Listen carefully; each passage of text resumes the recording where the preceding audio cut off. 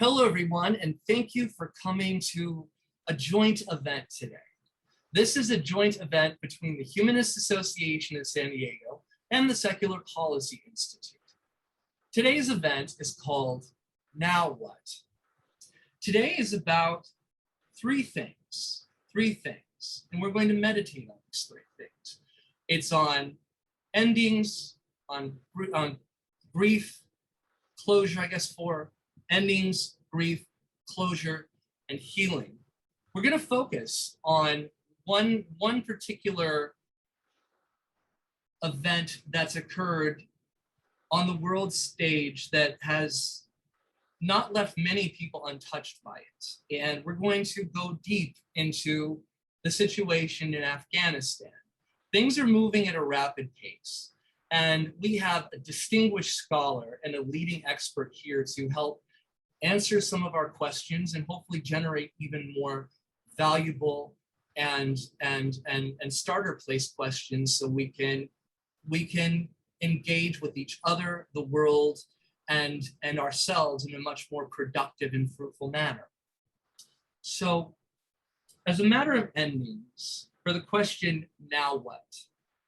When things are over, it leads us to ponder on what remains, what's left, what we've lost. We may feel a great sense of emptiness. We may have profound feelings of regret.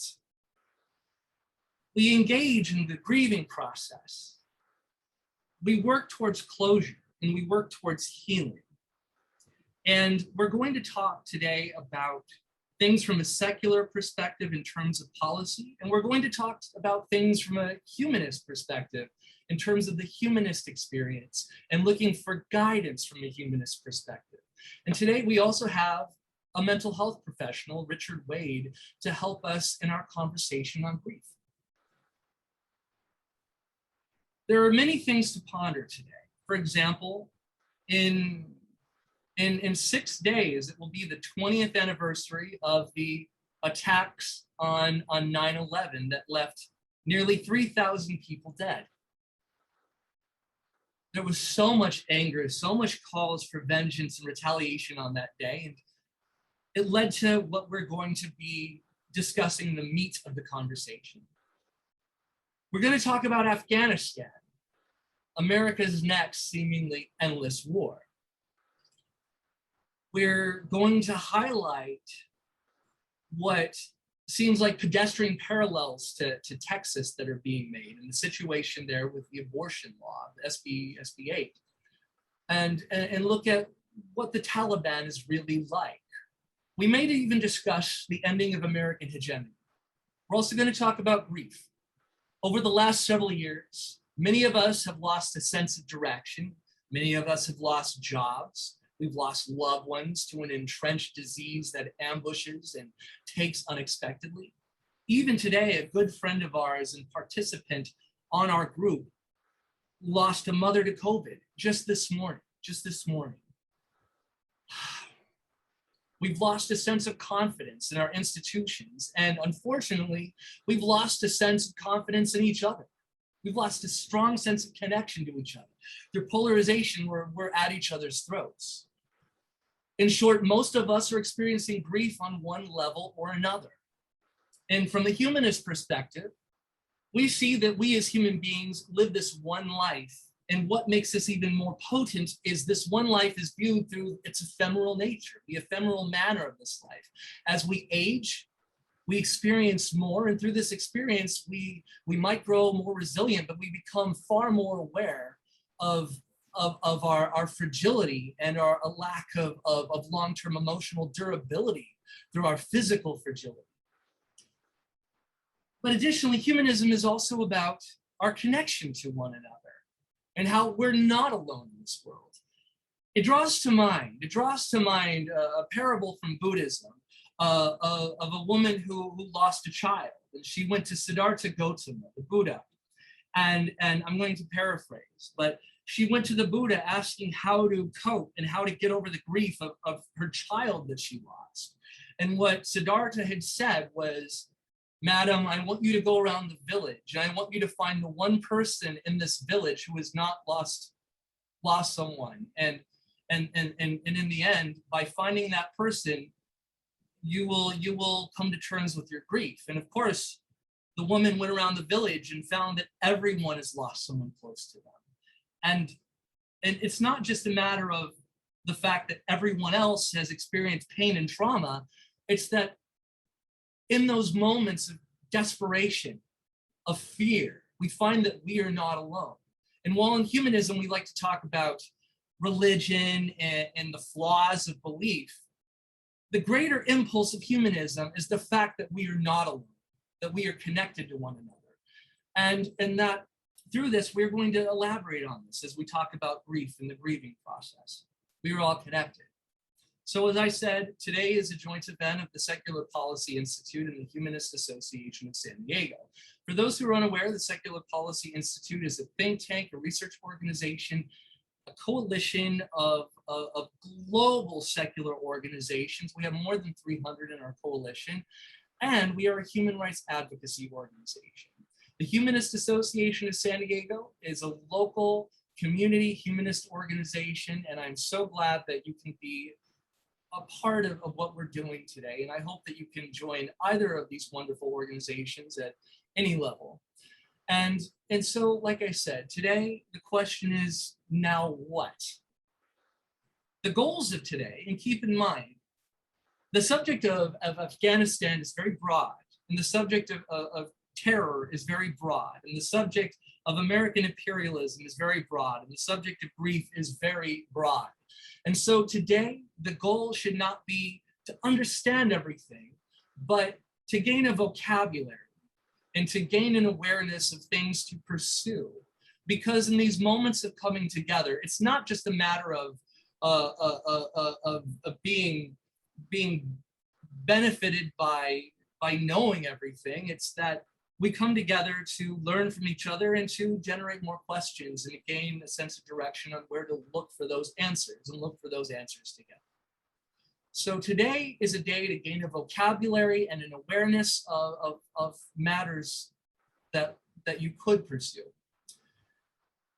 And hopefully for those who are grieving on any level, it's a day for us to realize that we're not alone, to realize that there are modalities of therapy and there are mechanisms to climb out of grief, to find closure and healing. And we've been ambushed by a lot. And so the question of now what? Well, we're going to explore some of those potential answers. And lastly, we're not exploring those answers alone. We're exploring those answers together. And as I say about humanism again and again, and I'm combining my secular job with my humanist philosophy job here, but humanism is a collaborative effort. It's a communitarian ethos. It's an ethos of helping one another. While some people say humanism is being good without God, my slogan is we are humanists and we are here to help. And we are here to help each other today understand the confusing nature of what's going on in Afghanistan, what's going on in our own lives, and to work together to gain a sense of clarity, to gain a sense of calm, to gain a sense of serenity, peace, and to gain a sense of healing and health. So today we're going to cover a lot of ground, but we're going to cover a lot of ground together. And like I said earlier, please put comments, questions, and conversations in the chat feature. And during the question and answer period, we will engage with that. So to start off, I just want to give some facts before we have our conversation with Mark. So with Afghanistan, we're not dealing with a homogeneous unit here. We're dealing with 14 distinct ethnic groups. We're dealing with 14 distinct ethnic groups. And another thing we're dealing with, and you can look at other areas where you see sectarian strife and conflict that has an ethnic component happening, we're also looking at the mess that was left by the British Empire. The Treaty of Gandamak, for example, left a border halfway through the Pashtun ethnic territory. And we're dealing with some of this in this discussion. And we're dealing, basically, I wanted to say that Afghanistan is not a homogenous situation. So we're not looking at just the Afghani people. We're looking at Pashtuns, Uzbeks, Hazaras, et cetera, et cetera. We're looking at a very complicated circumstance. And then we're also looking at a conflict that has been ongoing. This is from the Council on Foreign Relations. A lot has happened. A lot has happened in the last 20 years, as you can see. A lot has happened in the last 20 years. And by no means, this is not the first time of US intervention and involvement in Afghanistan. Of course, we were involved in the 1980s when the Soviets were there. And the war ended in 2014, we're still there.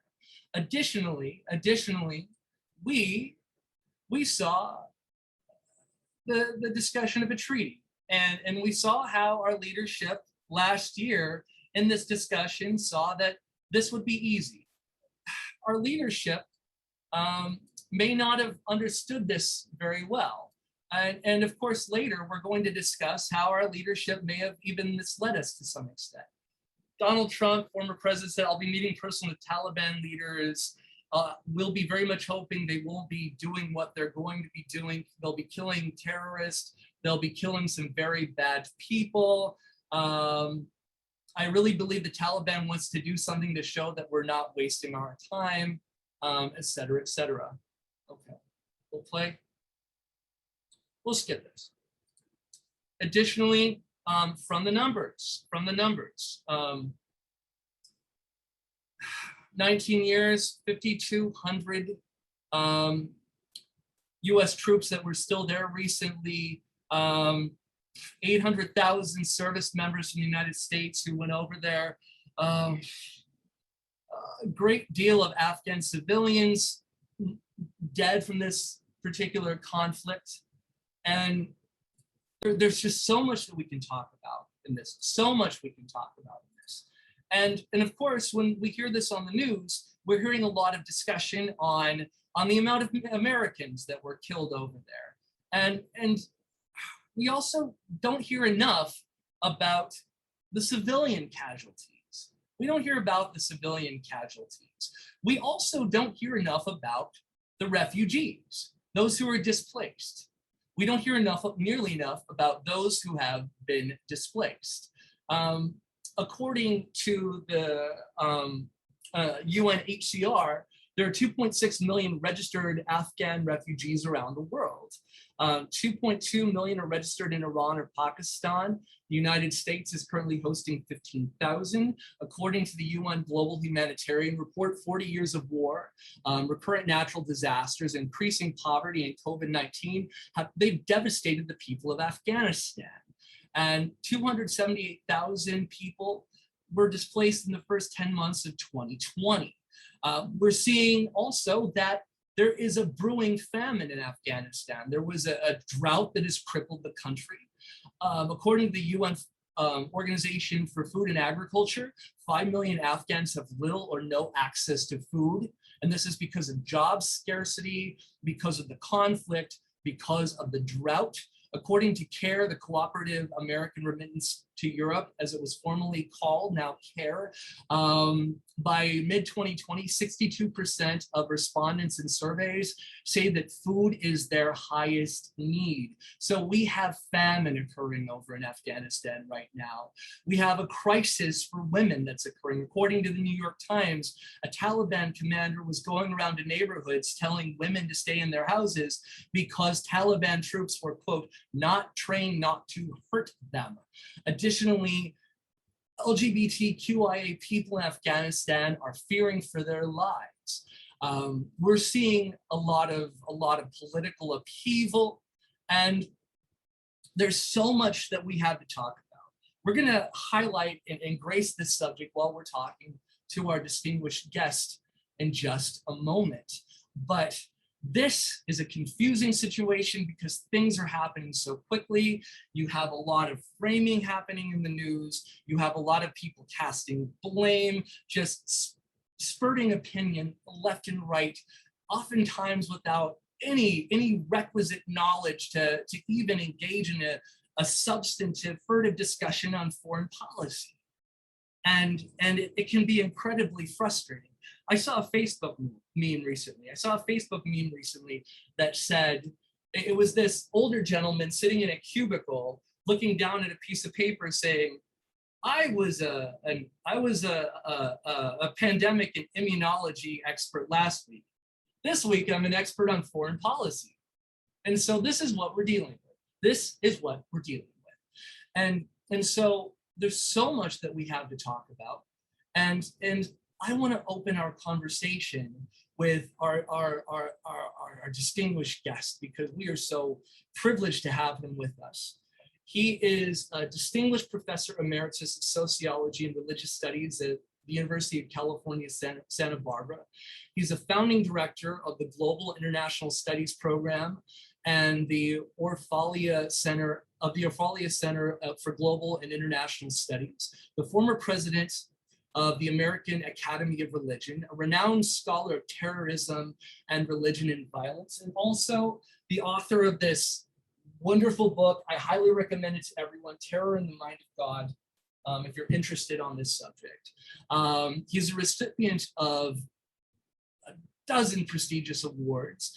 He's a fellow at the Secular Policy Institute and a renowned public intellectual. And we are glad to have you here today. Mark Juergensmeyer, how are you doing today? And welcome to the Secular Policy Institute and the Humanist Association, San Diego.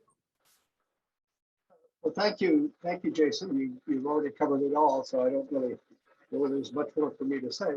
But I should explain where I'm coming from. As you say, I focus on issues of religious nationalism and religious violence around the world, putting in the context of the rise of globalization and the erosion of the nation state and new forms of religious nationalism and transnationalism, alas, as opportunistic infections that develop in this particular circumstance. I've spent a lot of time in the Middle East. I'm delighted you showed my book, Terror in the Mind of God. The book that's coming out this fall is on how terrorist movements end. It focuses on 3 case studies, one of them ISIS. And so I've spent a lot of time in Iraq and Syria in the last couple of years talking with militants associated with ISIS, including interviews in prison with those people who are now incarcerated, to get their perspective on what it was like to be in the movement, but more importantly, how it fell apart and how they became, in some cases, disengaged with it, in many cases, still very much engaged with the ideas, but feeling that their leaders had let them down and been fighting within the movement, and which is, in fact, often how movements like this fall apart. And probably they are eroded more from within than they're demolished from outside by military activity or other efforts.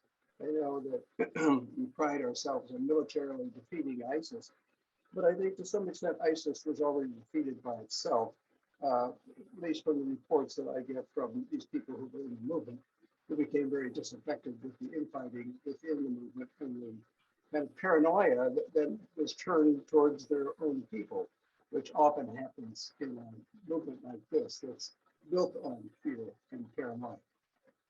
Now that brings us to the Taliban.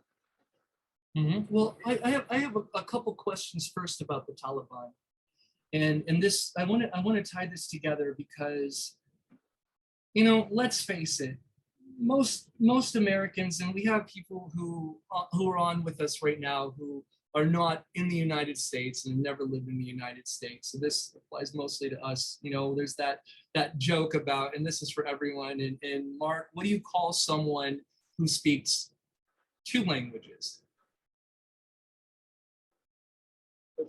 They're bilingual. And what do you call someone who speaks 3 languages? They're a polyglot or they're trilingual. And what do you call someone who speaks 1 language? American. And so before this time, most Americans could not have pointed out, even if they even can now, could not have pointed out Afghanistan on a map. They couldn't point out Afghanistan on a map. And so September 11th was the, you know, including the time when we were involved there under the Reagan administration, September 11th in its after effects. And it's not, I just don't only want to focus on the Taliban itself, because there are parallels in the United States, and especially with the mindsets of QAnon, et cetera, et cetera. And I want to just get your perspective on something. Because of the terror attacks on 9/11, and this is deliberately vague as a question, how has the public perception of religion, belief, and practice changed in the United States in terms of going more favorably towards certain groups, going more negatively towards other groups? And looking at this and keeping in mind that there is an influence by existential security threats on people consolidating towards a more evangelical religious identity. There's a fantastic book by Pippin Norris and Ron Engelhardt called Sacred and Secular that discusses the secularization thesis that says that it's not modernity, but existential security shocks that scare people that cause them to cling to a more staunch, repressive, conservative evangelical religious identity. So looking at this, we've seen consolidation that's come to a fever pitch around Christian nationalism in the United States, that xenophobia and that like from the fear of outsiders attacking the United States on 9/11. And then also we saw people investigating and exploring Islam even more, and people with a greater social justice mindset may have rallied to the defense of Muslims more than they otherwise would beforehand. And additionally, we have other individuals, and we see this in the atheist movement through books like The Four Horsemen, Dawkins, Dennett, Harris, and Hitchens. They called for a greater push towards giving up faith, like Sam Harris End of Faith, for example. So looking at this, so a little background information, any way that you would like to address this, how have you seen, in any way you'd like to address this, the perspectives on religion in terms of belief and practice change following 9/11 in the United States? Well, happy to talk about. That's a totally different topic than the one I thought you wanted me to talk about, which is the Taliban in Afghanistan, which I'm also happy to talk about. But if you want to talk about the United States and how things have changed and the rise of the religious nationalism in the United States, which kind of disturbingly parallels that of religious nationalism around the world, including the Taliban, I'll be happy to do that. I'm giving a talk in a couple of weeks at Claremont on the Taliban and the Proud Boys as sort of two forms of religious nationalism. What January 6th and Afghanistan have in common. Obviously, there are a lot of differences, but many things are in common because of what I said briefly in telling about my own interests in rise of religious nationalism in the era of globalization, with the undercutting of the kind of the ideological and material basis, the ideological basis of the nationalism, secular nationalism, and the material basis of the nation state in an era of globalization. This is a kind of leaves room for what I described as opportunistic infections of new forms of religious nationalism and extremism to add it. And you're right, in the studies that you quoted, these are often protection, defensive measures for major parts of the population who feel that the world is changing in ways that leave them out of the picture. It's often rural areas, not just in the United States, but in Turkey.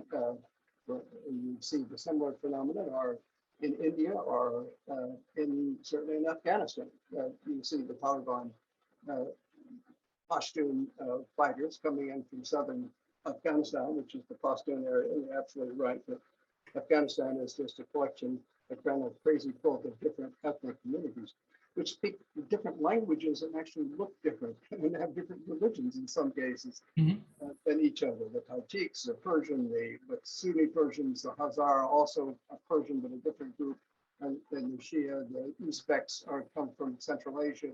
The Pashtuns from the south, which is the basis of the Taliban, are more closely linked with the Indian subcontinent. If you speak Hindi, as I do, you can understand a little Pashtun So it's what the Taliban has done, which is what I would have said instead of talking about the Taliban, has done a remarkable ability of knitting together these different, they've had a year and a half now since Trump signed the death warrant on the secular regime in Afghanistan, basically gave up and evacuated American troops down to 2,500. That's given the Taliban a year and a half to go around the country and work out these agreements with different sections and negotiations. And kind of, if you let us take charge, we'll give you good positions, at least we'll not kill you, we'll give you some prominence, we may give you some money.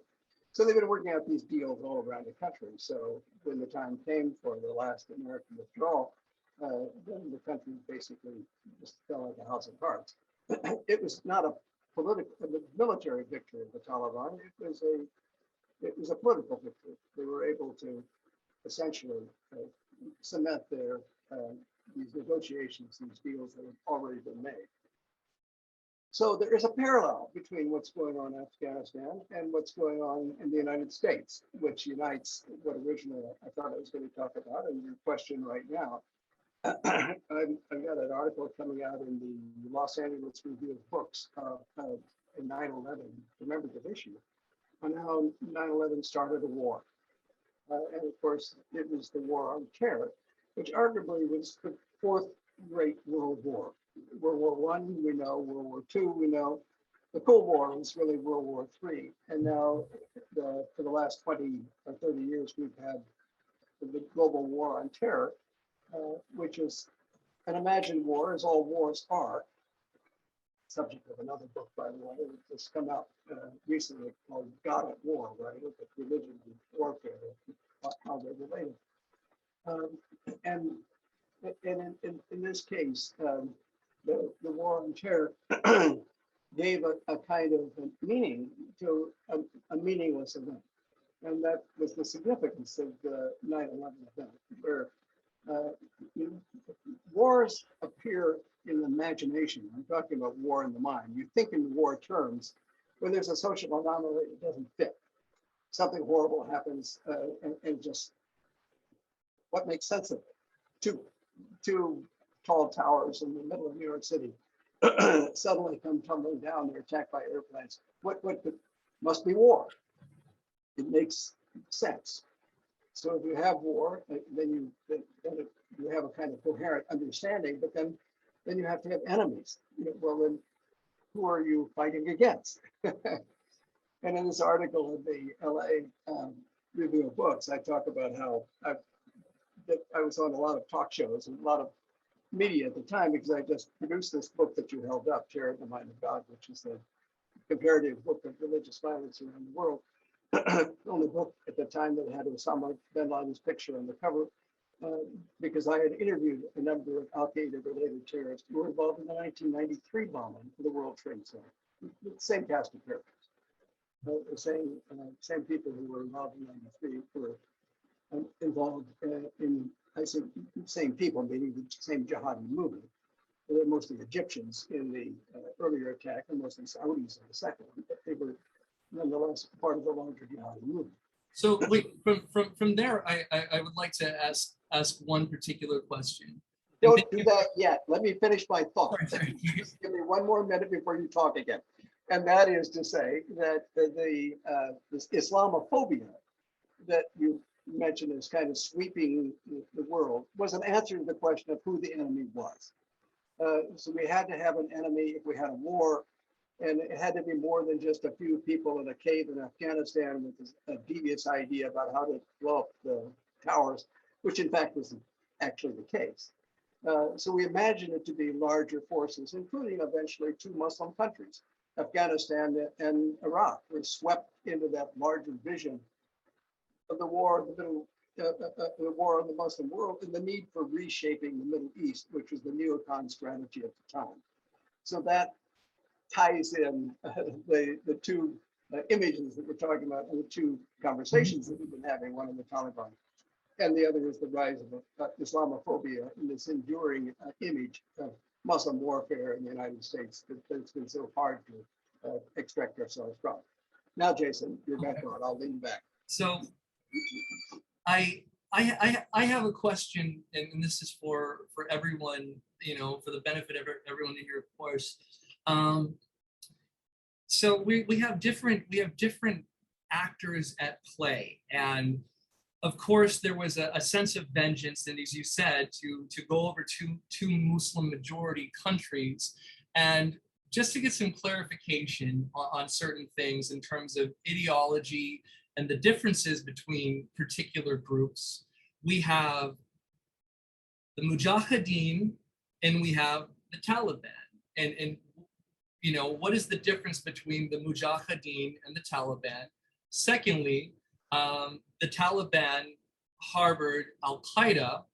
Who exactly is Al-Qaeda? What is the difference between the Taliban and Al-Qaeda ideologically in terms of, we're looking at Deobandi Islam from the Hanafi school, and we're looking at the Salafists. And then lastly, you've heard of ISIS-K, ISIS Khorasan in the news. And who is ISIS? So to clarify this, what were the Mujahideen? Who are the Taliban? Who is Al-Qaeda in relation to the Taliban? And the new kid on the block, so to speak, ISIS. Who are the actors that we're working with? And what are the primary ideological distinctions between them? Sure, I'll be glad to answer all three. Starting with Mujahideen and the Taliban, quite similar. The main difference, quite similar to Mullah Omar, for example, the leader of the Taliban, was a fighter with the Mujahideen. That's how he lost one eye. He was a one-eyed leader. Mujahideen was a larger coalition force.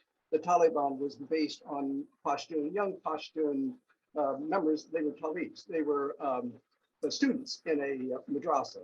So it started as a kind of young person's movement around Kandahar, which is the center of southern Afghanistan, Pashtun territory. That's the Pashtun region, if you look at an ethnic map of Afghanistan.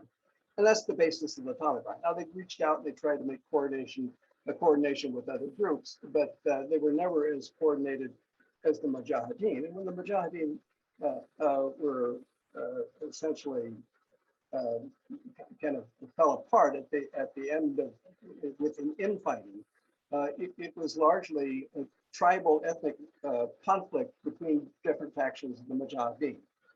Primarily between the Tajiks in the north, the so-called Northern Alliance, which is really primarily an ethnic alliance, Tajiks and some Uzbeks, led by a man named Masood, who was then killed by Osama bin Laden, I think as a favor to the Taliban, who their rivals, their enemy.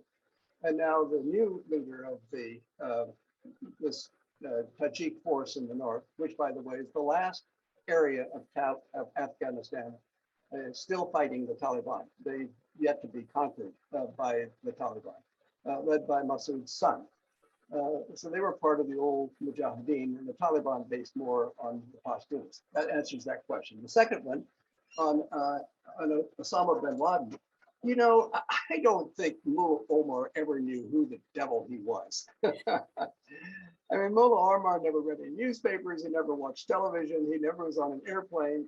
I don't think he ever went to Kabul. He was, based in Kandahar, a very, very provincial fellow, but flattered by Osama bin Laden in material ways. Here came this tall Saudi trailing a dialysis machine, kind of hard to hide, but with a lot of money and eager to show his favor to Mullah Omar and say, "Oh, very nice, build me a nice house. That's lovely," People were, Taliban really rather disturbed with the opulence with which Mullah Omar was able to live due to Osama bin Laden's benefit. So after 9/11, he received the word that apparently Osama bin Laden was connected with some building falling down somewhere. He didn't quite understand what.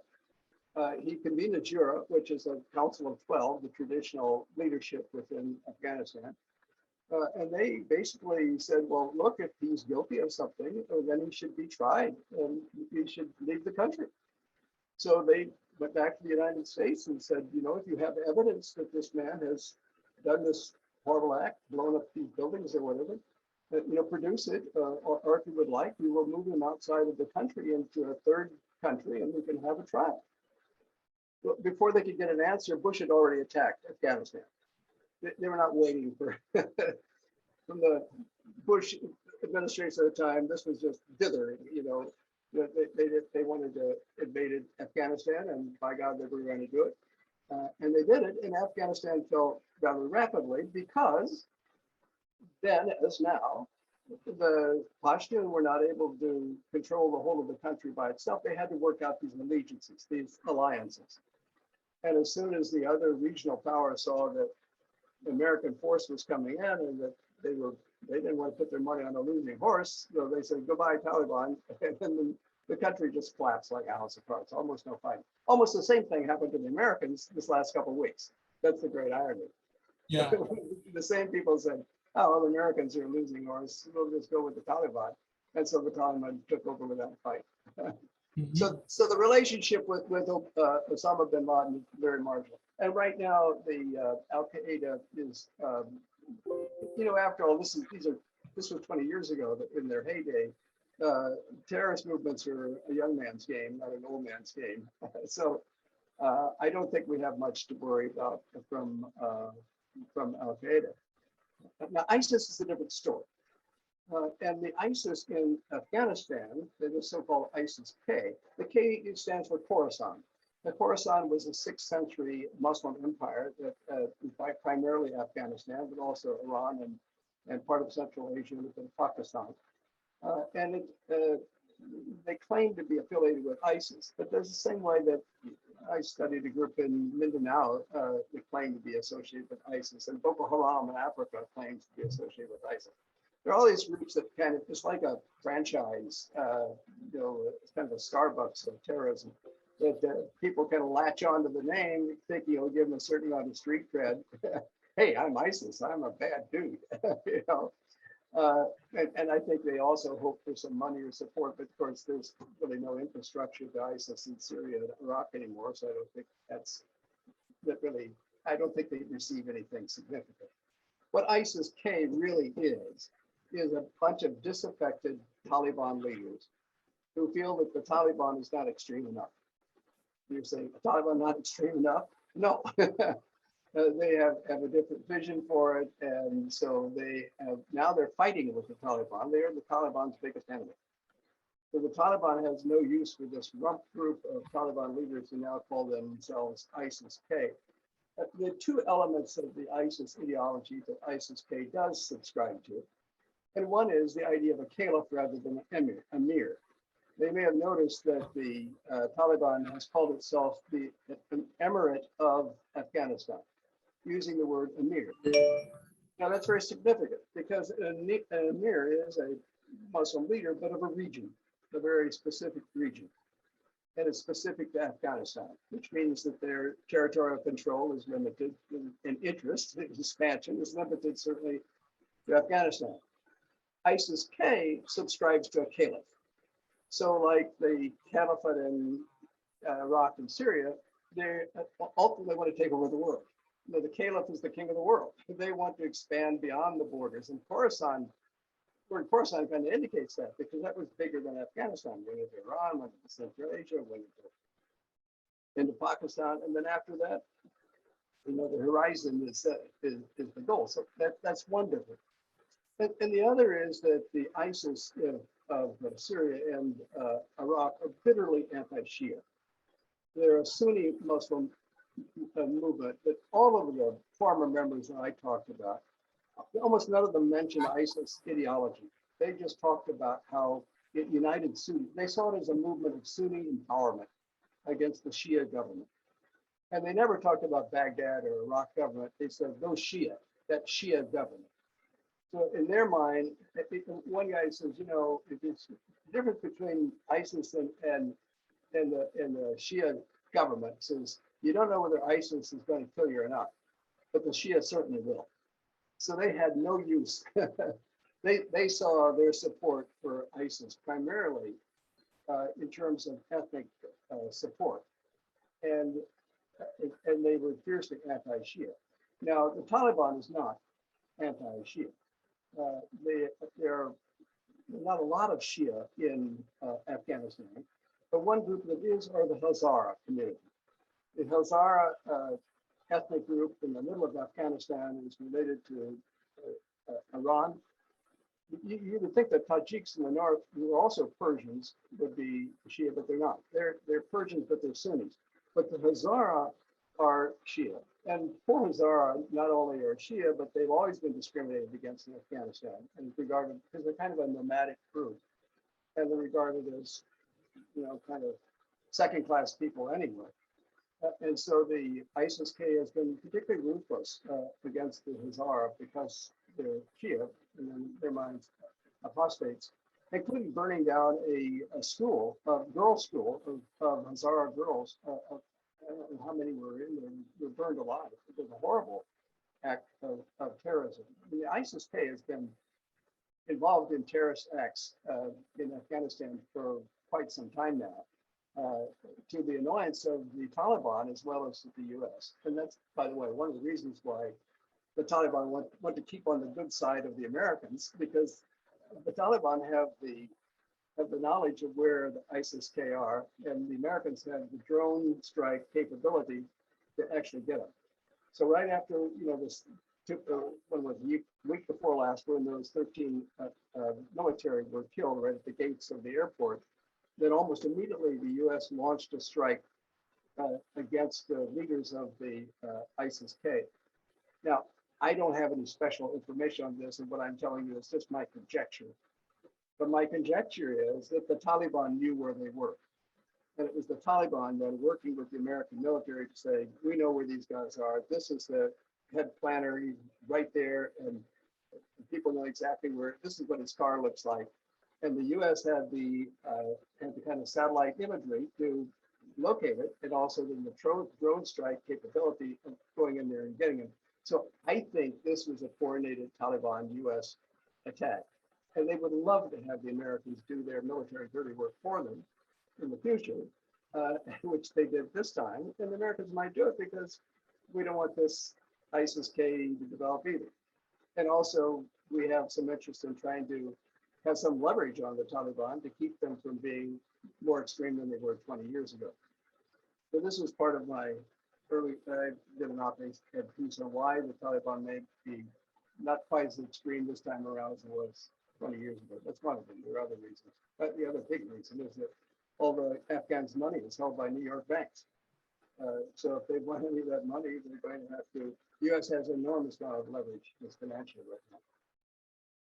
So you don't think they're going to be this extreme this time round? What do you think rule under the Taliban will be like?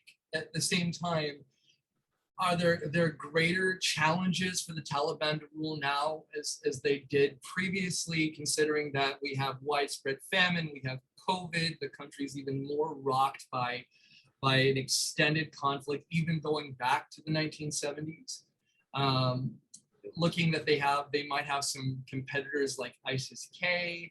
Also, are they going to try to quote unquote behave because they want to have some kind of recognized legitimacy? For example, we have China normalizing relations with the Taliban, mainly because they're full of rare earth minerals and lots of lithium. And if you want to make software components and batteries, you need that.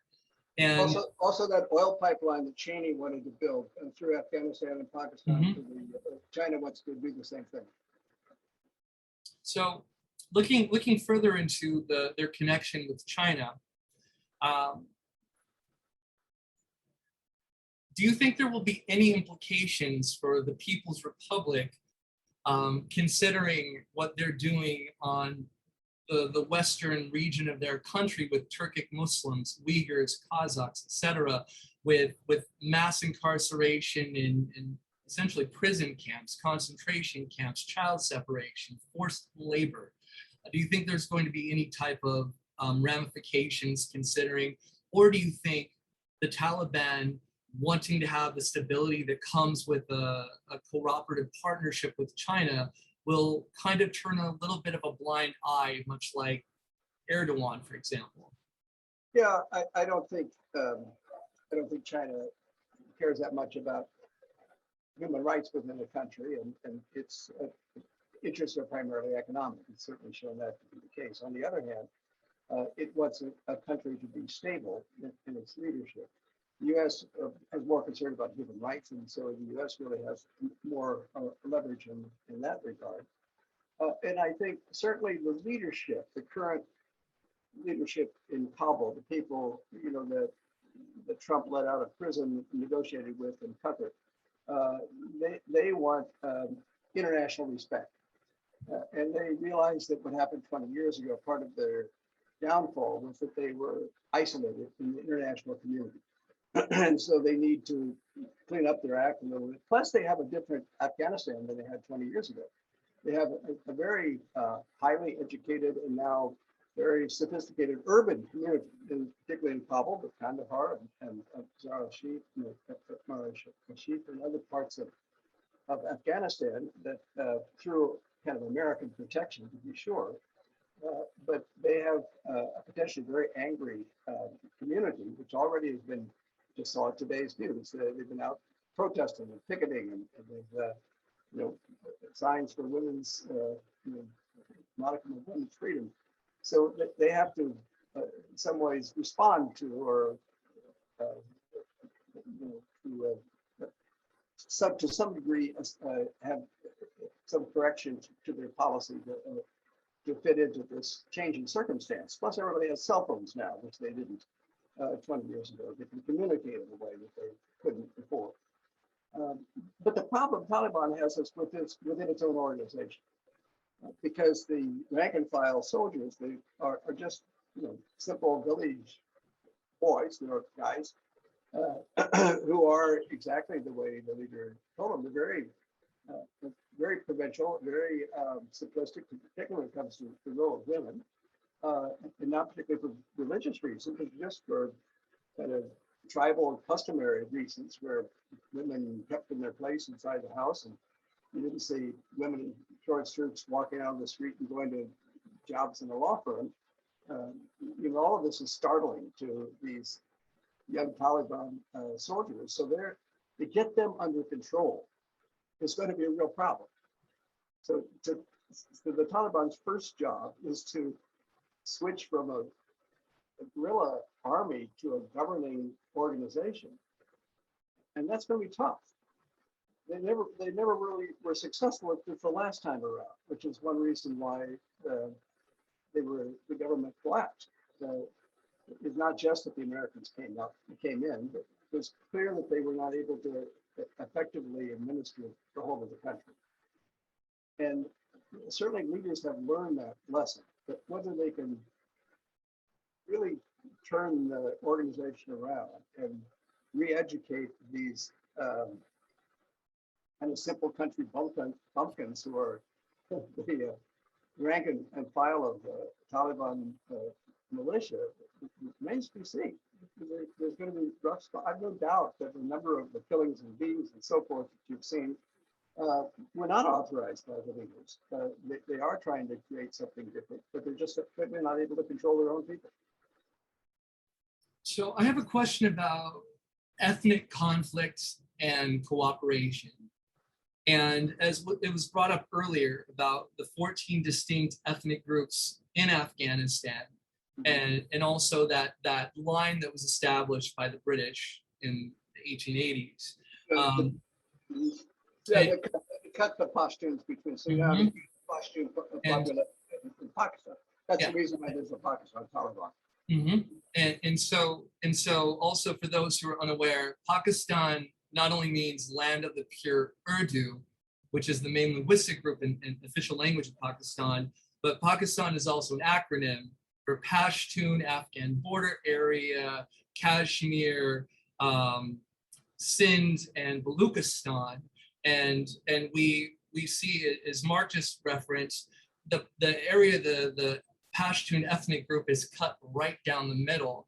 And we also look at the fact that the Taliban come from the Islamic jurisprudential school. There are 4 of them, and it's from the Hanafi school. And the Hanafi school, one of the cornerstones is called urj, which means upholding and promoting cultural norms. And part of the Taliban, which is mostly Sunni, is Pashtun culture or Pashtun Valley.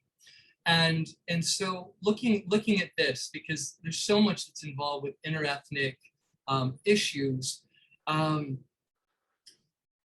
Number one, do most people in the Taliban who happen to be Pashtun, do they consider themselves Pashtun before being Pakistani or Afghani, or do they see the particular state that they're in as more core to their identity?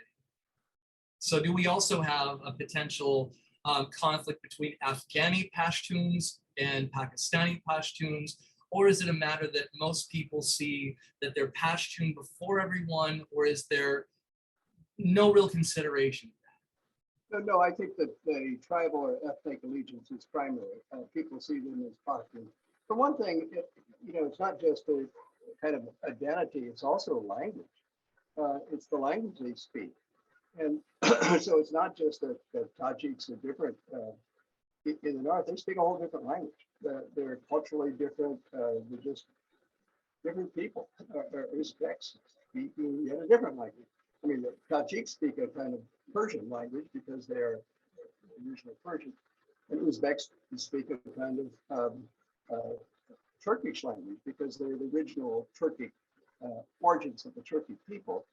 And then you have the Hazara, which they're also a kind of Persian because they were kind of a wandering tribal group within Persia that moved west. Those are the largest ethnic groups within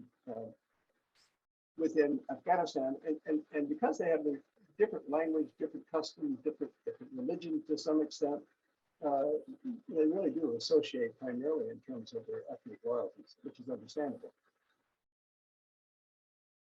So they don't care. They don't care whether they're Pashtuns in Pakistan or Pashtuns in Afghanistan. They just walk across the borders, the same place. Just like the Kurds. When I was I say last year, but I mean right before the pandemic, the last time I was in Iraq, I had Kurdish friends. I was at Suleimania, which is right on the border with Iran. And they was saying, gee, you were so close to Iran and so far. And he said, no, I was just there this morning. I said, what do you mean? He said, I just walked across the border. I have relatives there. They come back and forth all the time. So from the Kurds, there's Kurdistan, which is part of which is in Iraq, part of which is in Iran, part of which is in Turkey. But from their point of view, it's the Kurdish kind of national area, and it's Kurdistan. Same is true in Afghanistan. We have. I'd like to open this up to some questions. Andreas has a question. Andreas, would you like to unmute yourself? Yes. Thank you for your talk. Very interesting. Can you discuss? We were there for 20 years. We tried for 20 years to set up a stable economy and a stable government, and failed miserably. What are the primary factors for that led to the inability to form any stability in the government there?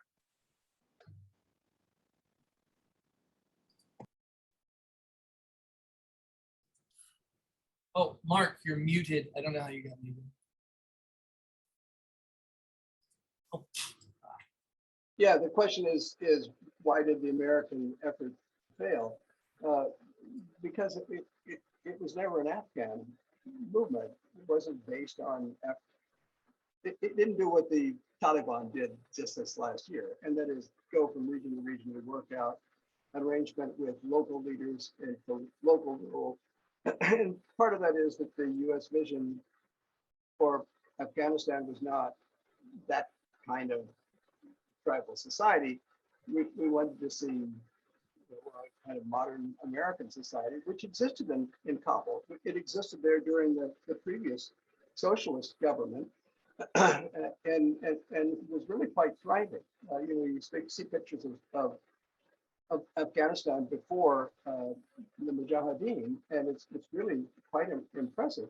But it was only the cities. It's always been only the cities. There's been places like Kabul, and so we protected that. bubble of modernity that existed in the cities, but it was never able to translate that out into the countryside, in part because the countryside was under a whole different cultural kind of influence with local leaders and local customs. So unfortunately, it was always an urban society that we had created and we had protected. And alas, for those are people who feel abandoned. The interesting thing about, very telling, is that these people in Kabul now, these people in Kabul who are so angry that the Americans left, are not angry at their own government. They're not angry. Say, why did our military stand up for us? Why did it protect us? Why did our president flee at the last minute? But they're angry at the Americans who left. I mean, they thought of themselves as an American protectorate, as an American colony to some extent, which is very poignant because, for the last 20 years and the people who've grown up there, this has been, in some ways a little American culture, but it's always been an artificial one that has never been supported by the whole of Afghanistan, which alas is what we're seeing now. And so it's tragic for those people who have learned to flourished, particularly women, LGBT people who had flourished, especially in a way that they wouldn't have been able to do so otherwise. And you can see why they would want to flee, and why we have a responsibility for taking them in and to helping them. We helped create them. We fostered the illusion that this was their future and that we would protect them indefinitely, which was never a realistic thing. And now we have the responsibility of taking care of them. So speaking of colonization and military intervention, what are your opinions on how the United States exited Afghanistan recently?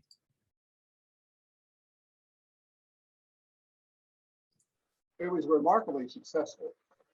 If you compare what happened after the fall of Saigon in Vietnam with what happened after the fall of Kabul in Afghanistan, the differences are dramatic.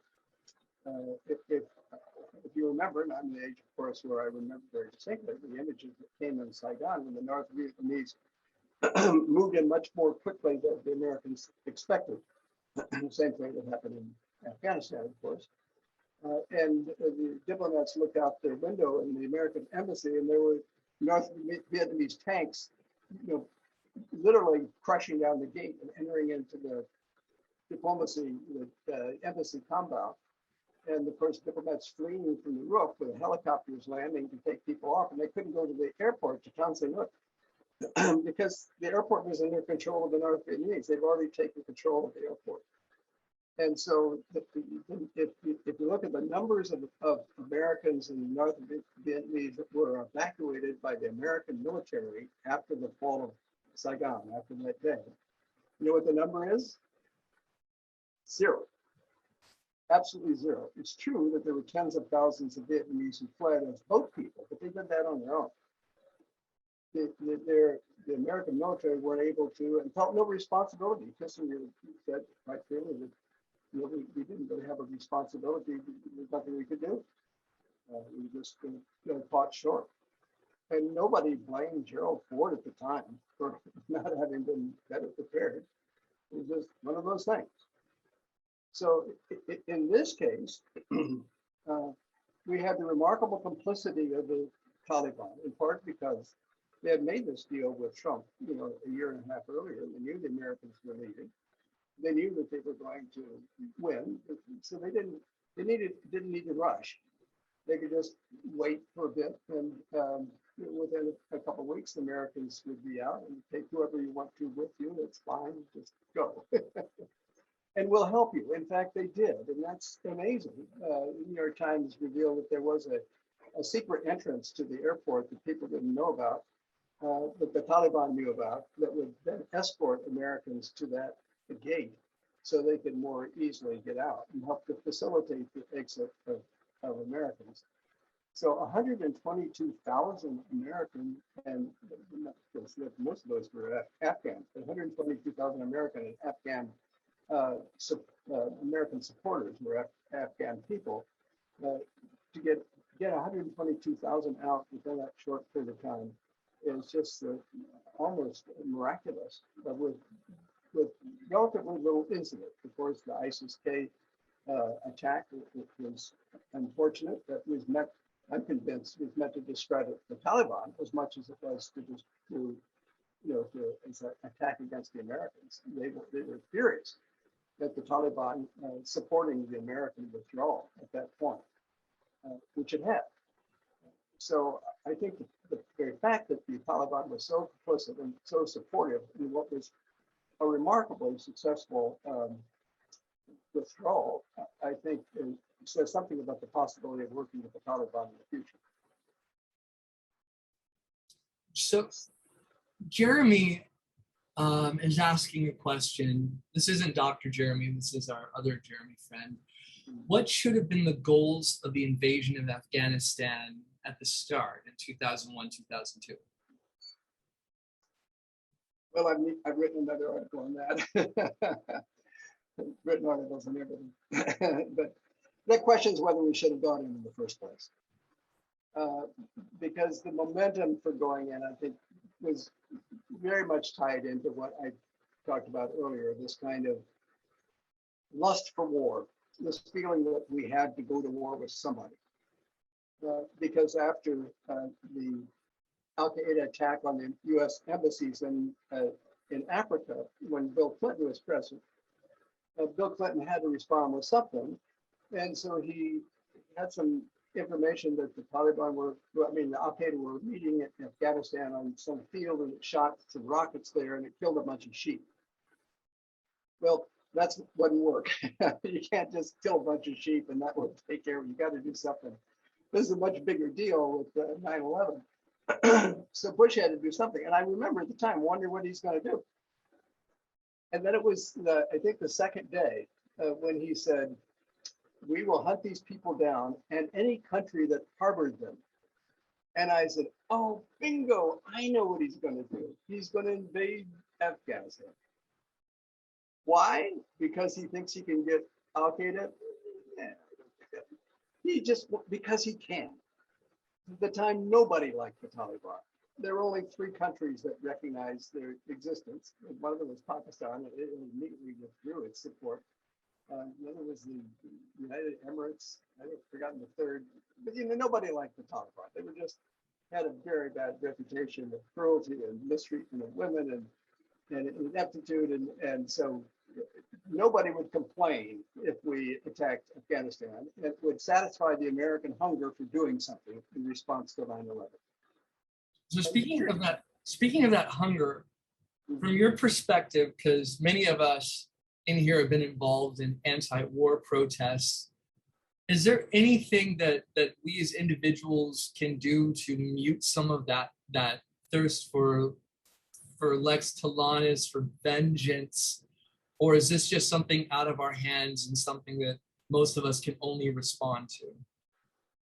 I was on talk shows all the time, right after 9/11, and I was constantly saying, don't blame the entire Muslim world. Remember, I was on Fox News once, and I think it was O'Reilly, and I said, you can't blame all Muslims. He said, well, that's an interesting opinion. And I immediately said, that's not just an opinion. I realized I was talking to dead Mike. He'd already shut off my mic. He didn't want to hear that. And what was it? The Bill Maher show, Politically Incorrect.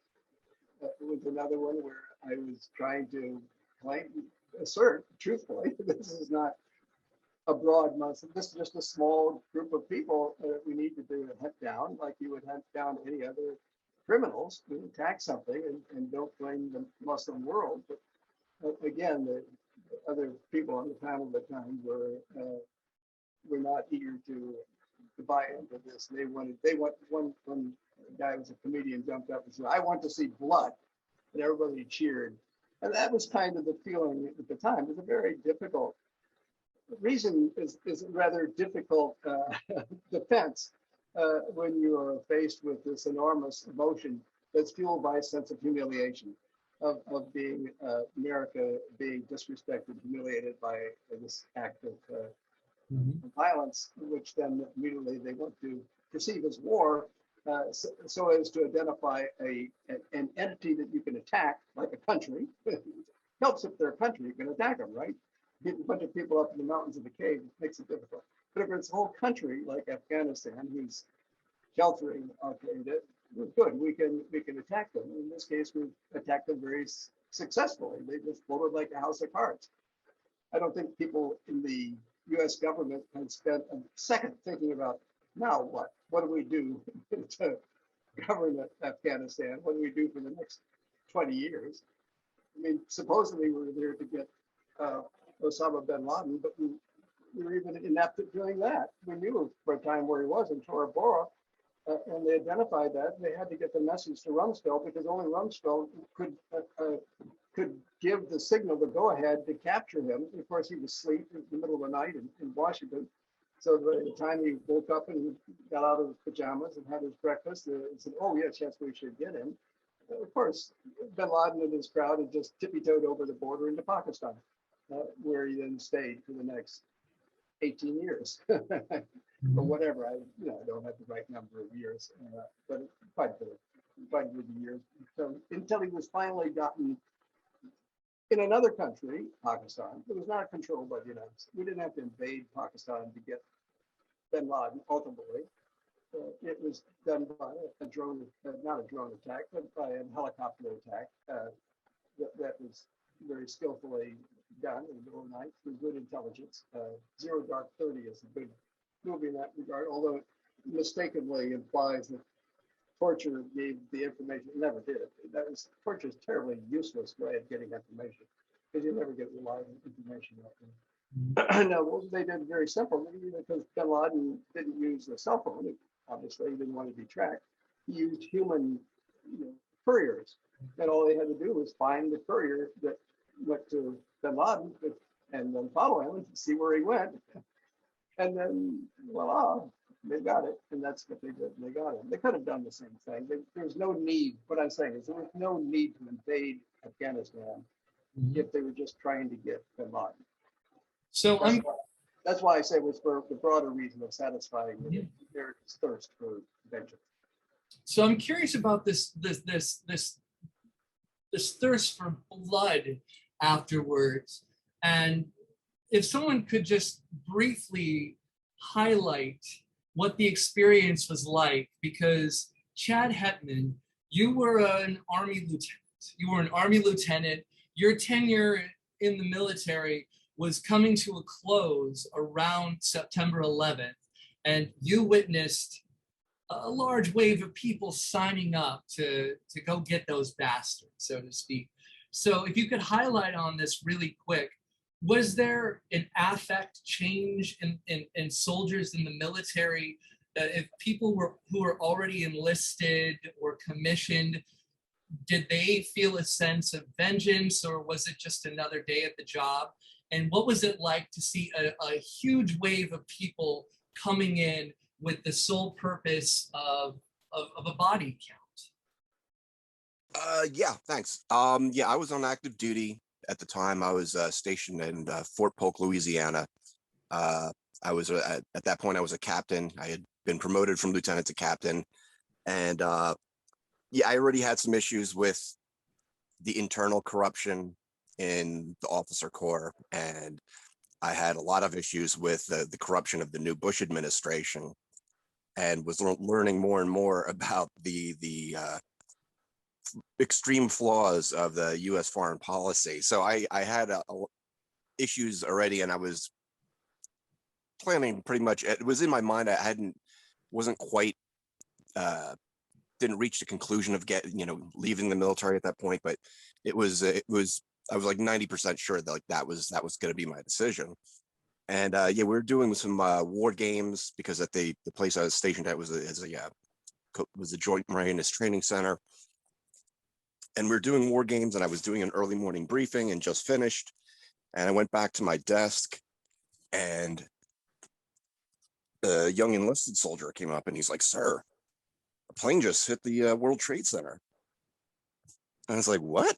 Like, what do you mean a plane? Like a little Cessna plane or like a huge like commercial aircraft? He's like, I don't know, plane. It's on fire. It's on TV. So I went to the battalion's military intelligence office, and everybody was just crowded in there, staring at the televisions and with just eyes wide open, jaws dropped, and shaking their heads. And I'm like, what happened? And they're like, oh, a plane hit the building. I'm like, yeah, but what kind of plane was it? Intentional? What happened? They're like, I don't know. I'm like, I was like, it's early morning, clear skies. Like, it's like, that's not an accident. Like, nobody would do that. I'm like, are you kidding? I was like, I can give you a list at the top of my head of like all the people that hate America and would hijack a plane and fly it into the buildings. And sure enough, watching, then they're like, oh, the Pentagon got hit. And then while watching it live, the second tower was hit. And I'm like, yeah, this is a terrorist attack. We're under attack. And it was, yeah, everybody was just devastated and dumbstruck. And I kind of wasn't surprised, because it just seemed like seemed like something that was inevitable, but still very far-fetched at the same time. But and there was also, it was very odd that some colonels kept, and it could have been, there's the urban myths and rumors spread like wildfire. But one thing that stuck out in my head for like maybe a year or two prior to 9/11, some colonels kept saying over and over, he's like, yeah, something big's going to happen in the next 5 years. Something big's going to happen. Rumor has it, something big is going to happen. And sure enough, something big did happen. And yeah, the following days and weeks afterwards, the repetitive theme, and if not the exact words of a lot of soldiers are like, we got to go get those people. I'm like, we don't know who those people are. It's like, shut up. Yes, we do. It's those people over there. Everyone in the Middle East. I'm like, what do you mean the Middle East? Like, you don't even know. You don't have a group. You don't have an individual. You don't know. There's been no investigation. And it was just this raw rage and hatred. And it was just completely irrational. And at the time, I was heavily involved with the military atheists and freethinkers. And even a huge amount of people that were on active duty and veterans from military atheists and freethinkers, same thing. They just lost their minds as well. And they were just repeating the same thing. I don't care. It's those people. We got to get those people. It's probably the Muslims. We got to just get them. I'm like, you're not thinking rationally. You're not being free thinkers. You're acting like knee-jerk imbeciles. And yeah, the entire country, the entire military was just easily manipulated and made to do the bidding of the Bush administration that was granted authorization for military use of force. So basically now the president, the War Powers Act of 73 that was supposed to limit the abilities of the president to escalate and wage war was out the window. And we basically gave like a mad king or dunce king on just a free range to do whatever he want against an unnamed, not even a military, an unnamed enemy threat. I think the exact words, he said, wrote something down. He said, our enemy is a radical network of terrorists and every government that supports them. And he said, as far as the authorization for use of military force, it basically granted the president necessary and appropriate force against those whom he determined planned, authorized, committed, or aided the 9/11 attacks, or who harbored said persons or groups. So basically, Congress gave Bush a free pass to launch military attacks against anyone, anywhere on the planet, based on his feelings of that they may have been somehow linked to 9/11. And as previously stated, the U.S. invaded Afghanistan when the Taliban said, yeah, well, if you have proof that Osama was involved, we'll hand him over to you and you can put him on trial. And instead, the U.S. just invaded. So yeah, it was very frustrating to look around and see a system that was already I had determined to be corrupt, and an administration that was corrupt, but hoping that somewhere in the world, somewhere in the country, there'd be at least some sort of checks and balances, and there'd be some rational politicians and some rational people in the civilian population would stand up and say, no, this is we have to, this is important that we act correctly and morally in the pursuit of justice. And it just really didn't happen. I mean, there was people that were outspoken, but they were drowned out by the mountains of just screams of rage and flag waving. And so this nationalism turned to jingoism, and it was just very sad to see this bloodthirst and the quest for revenge just take over people's minds, and just watching this horror unfold. And all the soldiers that I had really grown to care about, I just looked at them and I'm like, yeah, they're going to be marched off a cliff and into a meat grinder, and they don't even know it. And there's nothing I can say that's going to change their minds or open their eyes. And after I got out, I trying to like talk sense to people, and they're like, I want to join and serve my country. And you're just like, I mean, even Pat Tillman fell for it. And after he went to Iraq and while in Afghanistan, he was like, yeah, this is all bullshit. The war in Iraq was bullshit. It's based on lies. And we know what happened to Pat Tillman, and how the military covered up what happened to him. So it's just very tragic from almost all perspectives for what happened. And I can keep going on and on, but if there's anything specific you want to know, just let me know. Thanks. What Chad says is absolutely right and really quite moving. Thank you, Chad. The tragedy is compounded by the fact that no one had a plan for governing Afghanistan after it was overturned. And the same is true in Iraq. The idea was simply to get the country, and then somehow it would run on its own. But in both cases, the real tragedy, the secondary tragedy after the invasion, was the occupation that was never able to really transform the country, but rather created new enemies, Taliban in the case of Afghanistan, and revived Taliban, and ISIS in the case of Iraq, that actually made things worse. So my last question, Mark, what responsibility does the United States have at this moment? Is it just good that we got out of there and we should just leave it alone, or should we do something positive and affirmative to help the people over there who are experiencing famine? Is it something where we can't help anymore? We can only do more damage? And, included in that is a question that Andreas asked, what about Guantanamo now? Yeah, on Afghanistan, and this is also true of Iraq, yes, I think we have a responsibility. After all, we invaded, occupied the country, we totally transformed the politics in society of both countries. And so we definitely have an enduring responsibility to help support whatever government is in power to try to rule justly and equitably and fairly, and support the welfare of their people. In Iraq, this means helping to rebuild the parts of the country that American airplanes especially destroyed. I mean, if you go to, right before the pandemic, I was in Mosul, which is the main ISIS center in northern Iraq, which is totally destroyed.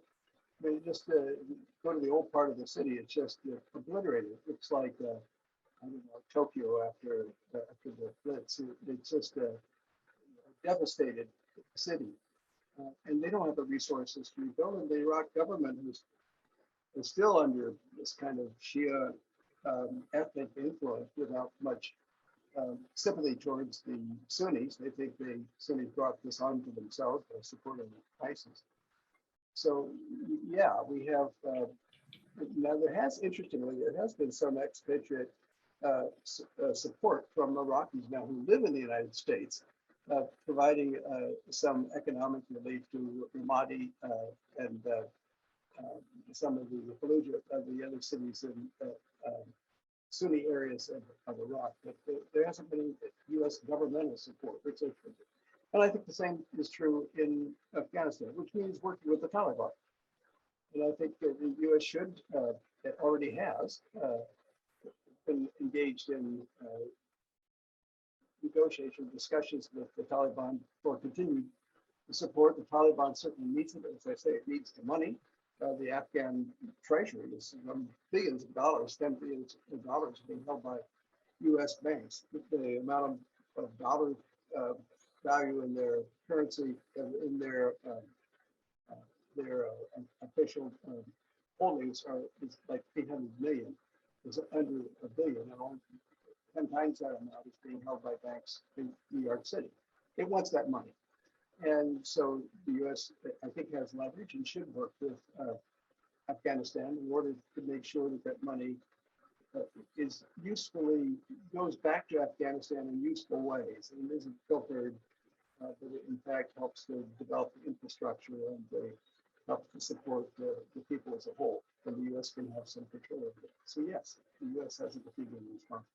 But if we have a responsibility, particularly to welcome these Afghan refugees into our society, and as we should be welcoming every refugee. And my heart just breaks when I see these Central Asian people, families who trekked over, hundreds of miles in desperation. And nobody leaves their home because they want to. And these are people whose gang warfare or just terrible conditions, either safety or economic, have trudged all the way to try to have a better life. We should try to help them in some way. We should try to support them. Just as a humane gesture. In particular, this is true in the case of Afghanistan, where we've been so much part of the problem, and we've helped create the conditions in which now this refugee status has caused. So we need to welcome them. Mark, thank you so much for being here today. My pleasure. You answered so many questions, and to read more of your articles and your books, where should people go to find you? Go to my website, Juergensmeyer.org. I often post things there, particularly shorter op-ed pieces. The book God at War is out by Oxford University Press. That's available right now, including an audio version. You can listen to it while you drive. And When God Stops Fighting, that's how terrorist movements end. It will be out by University of California Press at the end of the year. That's mostly based on my ISIS interviews, but also interviews two other cases, Mindanao Muslims, and also the separatist movement, and also the Sikh movement in the Punjab. The old militants, how the movements end. All right, everyone, please join me in thanking Mark for being here today. Thank you. And hopefully we can have you on again sometime in the near future. And then when the pandemic is over, we'll invite you down to San Diego. Sounds good. Great. Thank you so much. Very much. Bye-bye. Thank you. Thank you. So this Thank you. That was great. this period has ended. And oftentimes after something of a formative emotional nature, we find ourselves punctuating our lives with periods of grief and depression following something that gave us a sense of vulnerability and loss. And there's been so much that has offered us grief and depression and a sense of general insecurity that we're going to address that now. We're going to address that now. And through grief, we feel pain. But that pain is also valuable. As a humanist celebrant, I not only perform wedding ceremonies, but I also perform life celebrations. And in life celebrations, I often say that the pain of this moment it represents the fact that why we have so much pain is because this person was so important to us. And it's not just people who can be important to us. It might be a pet, it might be a job, it might be a sense of identity. It's a whole host of things. But many of us, like I said, have been rocked with this sense of ambush, of fear, of insecurity. We've been exposed to a greater sense of vulnerability. And we don't just grieve alone. In that parable from Buddhism that I gave earlier, we are not the only ones who grieve. And we can heal on our own, but we do so much better healing together. Looking at humanism, we have a naturalistic outlook. And we know that we are creatures that are biologically driven to care for one another, but not just biologically driven to care for one another. We have an instinctual impulse to feel the pain of others. We instinctually feel the pain of others and are driven to care for each other. It's about empathy. And the word for kindness, Stanford psychologist Jamil Zaki writes about empathy.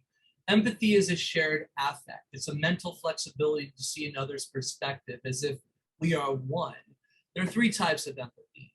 And Jamil Zaki writes, most people understand empathy as more or less a feeling in itself. I feel your pain, but it's more complicated than that.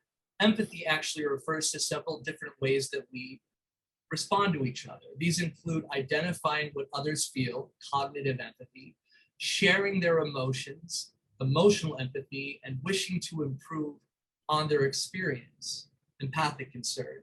Empathy is nuanced, so is grief. And grief can take many forms. For example, in San Diego several years ago, there was a woman who wound up going to jail because we had a district attorney that kind of built a career around this a little bit. She was married to a Marine, and when he died unexpectedly, and since they found a minimal trace of arsenic in one of his tissues in the autopsy, they looked at her with a lot of suspicion. After he died, she went out, she got a breast augmentation, she went clubbing every night, she went out on the town, and it just looked suspicious, and people thought that she had murdered her husband for the money. And it turned out that no, if there's arsenic poisoning, all the tissues have to be saturated. And luckily she was later freed from prison. But not only is empathy nuanced, grief is nuanced. We grieve in different ways. But while we grieve in different ways, we being so hyper-gregarious, socially oriented, we heal best when it's together.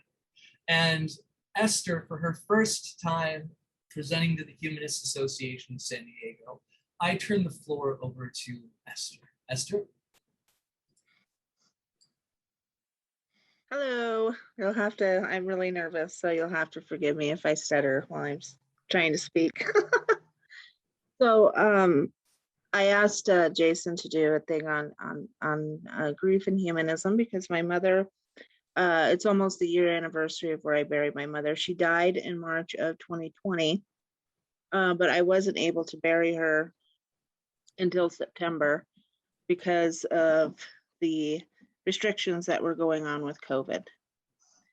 So that kind of shaped the way that I felt about this death. It hit a little bit differently for me. Death of a parent is always kind of traumatic anyway, but during this time, I think all deaths are a little bit different. So,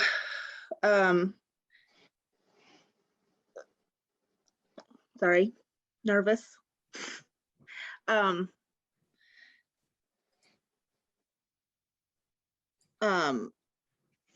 So it wasn't so much shocking to me that my mother died because my mother was she was a very make ahead plan type of woman. She knew that she had several she knew that she had several health issues. She knew that she was going to die soon because her health issues were severe, and so that she had made all her plans, and she had prepared me for everything that I needed to do. So that wasn't so much, and I fully expected to get a call one day that my mother was going to die, and I fully expected to get a call that she had actually been dead for 2 or 3 days, because my mom lived alone, and she didn't like people. She didn't like making friends. She did live in town with some family, but for the most part, she was a hermit. So that wasn't too surprising. My husband and I had made a trip down to see her, and we found her on the front steps. So, and then just a little thing. So the small town where I live in, or where she lived in, excuse me, the small town where she lived in, they have an elementary school and then a high school, but the elementary school doesn't have a gym. So students would have to go up to the gym or up for lunches or anything like that, and then come back down for their elementary school classes. So this usually happens several times a day. And so the one thing that surprised me about it being a small town, and what was shocking to me, is we have no idea how long my mom had been sitting out there. It was also March, so in Nebraska, it's still fairly cold. And so that was one really, that her death didn't put me in shock, but the situation surrounding it actually put me in shock. And it really made me realize that even in a small town, how alone and isolated people can become if we don't become part of a community in some form or another. The other thing that surprised me with my mother's death, even though I was fully prepared, was the amount of depression I would feel. Surrounding with my mom, it was really strange, because not only was she a hermit and she didn't make friends, she was also a very cruel woman. So when she died, I fully expected to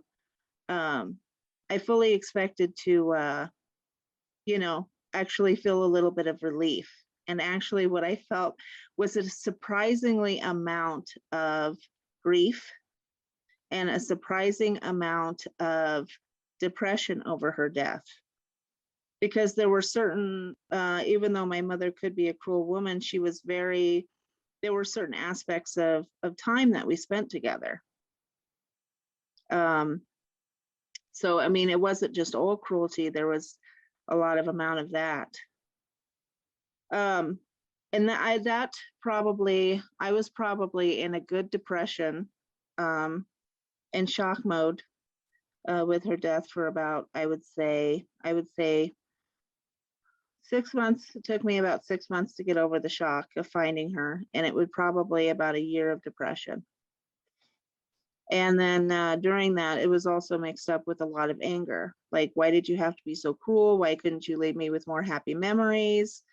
And I think that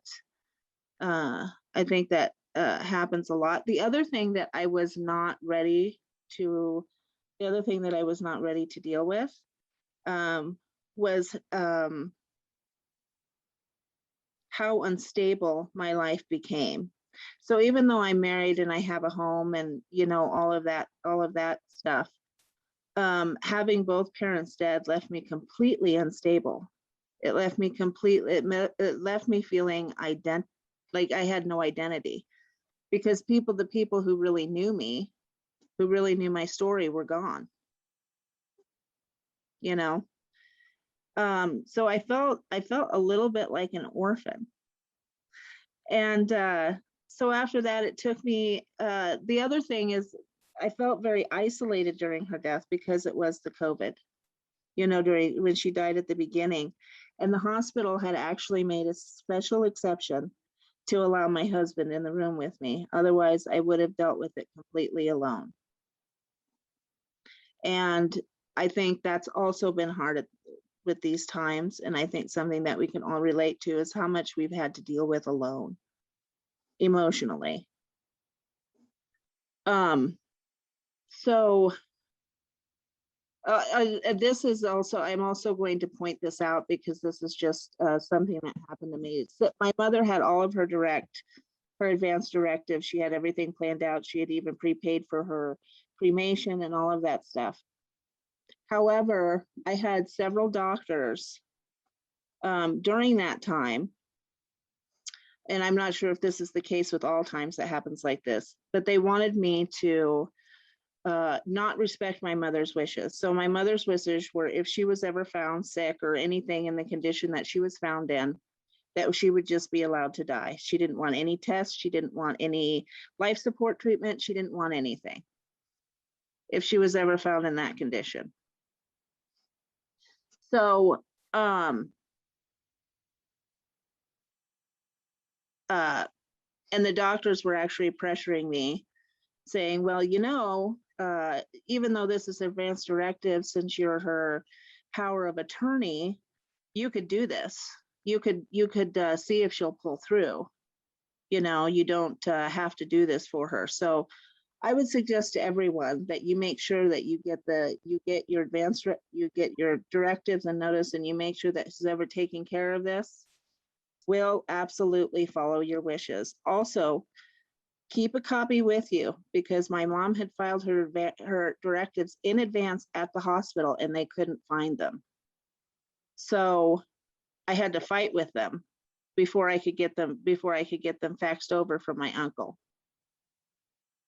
So that's another thing.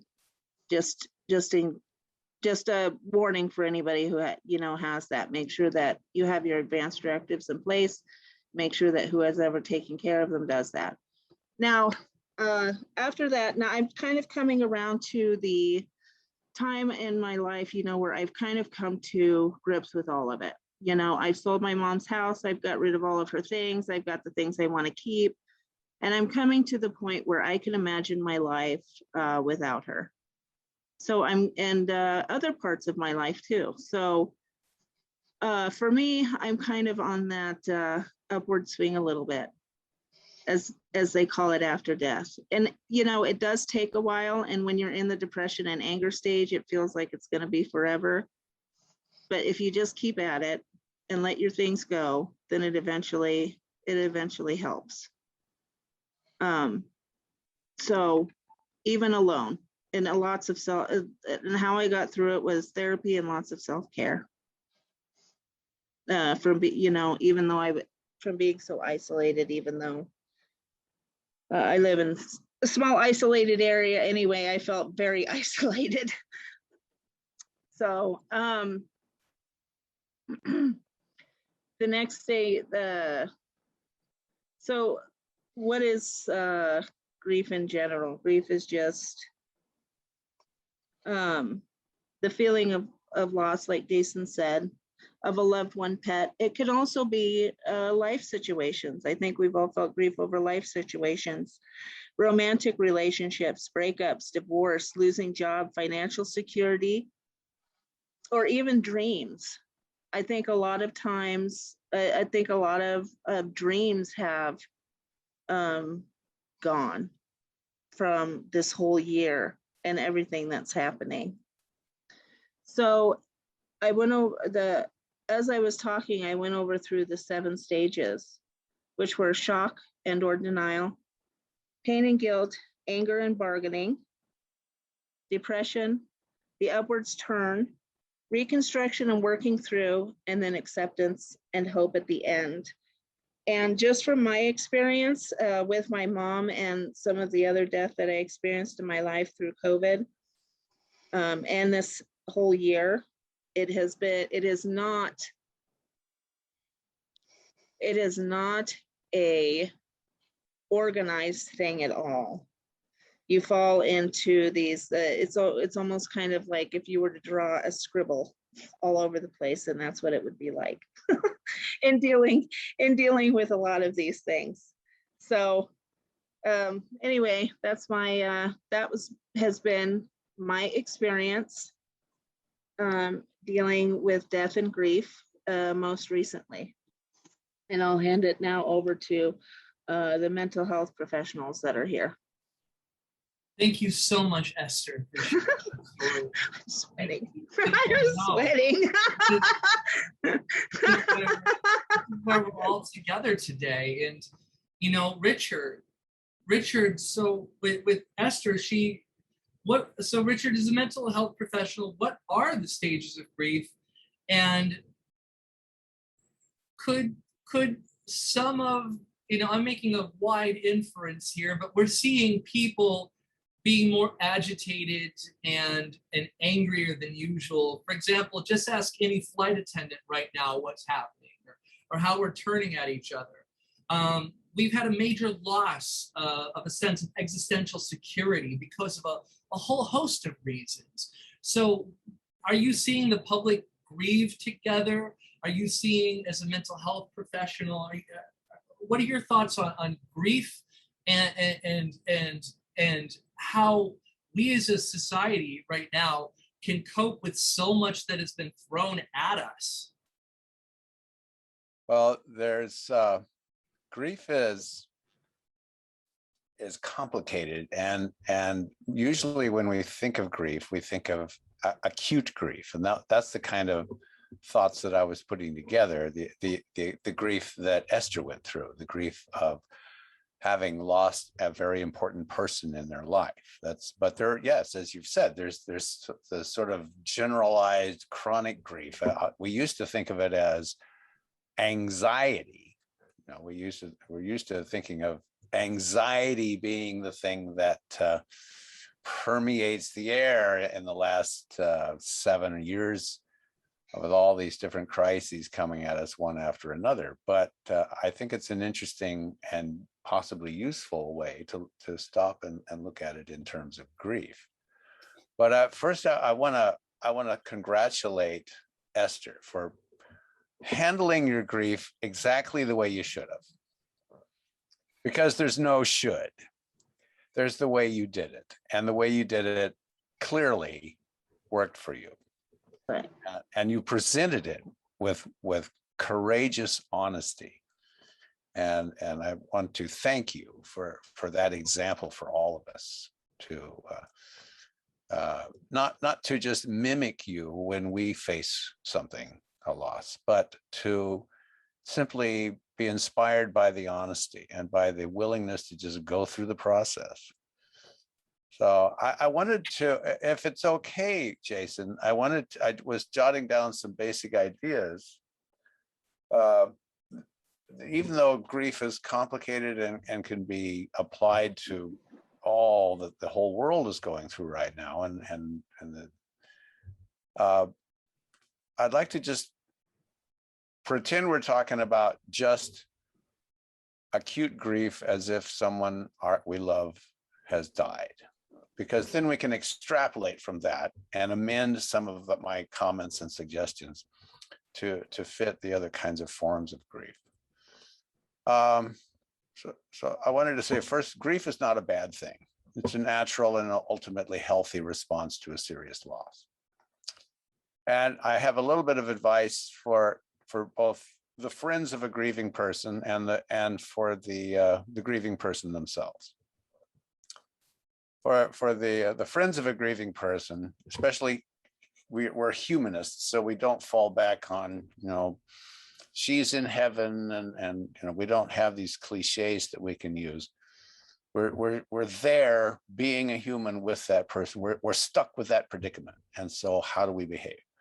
So there's a few don'ts, usually pretty obvious, but they need to be said. Don't tell them to cheer up. I don't know if you experienced that, Esther, but don't tell them to at least act like they're cheerful, and then they'll feel better. That's just bad advice. And don't say they've grieved long enough, they should be done with it by now and get over it and move on. And those kind of remarks, you need to stop and think about it. They're not necessarily from a malicious place, but they're basically to help the person who's saying them. That's to help the person who feels uncomfortable sitting there with a grieving person. They basically are wanting it to go away, you know, take your grief and you're making me uncomfortable. So get over it, get over it. It's that kind of thing. It's when you're sitting with a person with powerful feelings, you need to consciously and honestly examine your own feelings and then carefully make your remarks where they're aimed at helping the other person rather than just helping yourself. So the do's for a person who is with you're a friend of a grieving person, it would be offer specific and tangible assistance, but don't offer anything that you can't actually deliver. You know, because grief can be exhausting, and just doing a task can be daunting.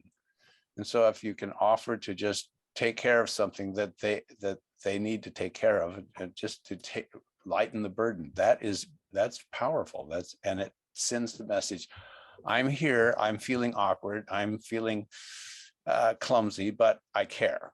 And even clumsy and awkward caring is better than none. So let's see what else. Yeah, and just be willing to sit there, even silent, and listen. Brilliant advice is not necessary. Awkward advice is, if it's honest, is giving the message that you care about the person.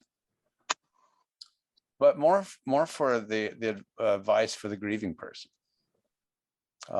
Don't should on yourself. There's a lot of social expectations and myths about how you're supposed to grieve, how you should grieve, that have little to do with your reality, your experience, your needs. Your grief is uniquely yours. You don't have to live up to cliches that are believed by people who aren't currently grieving. No. For example, your grief will last as long as it lasts. There's no standard length or briefness that you should follow. The length or intensity of your grief does not necessarily reflect how much you love the deceased person.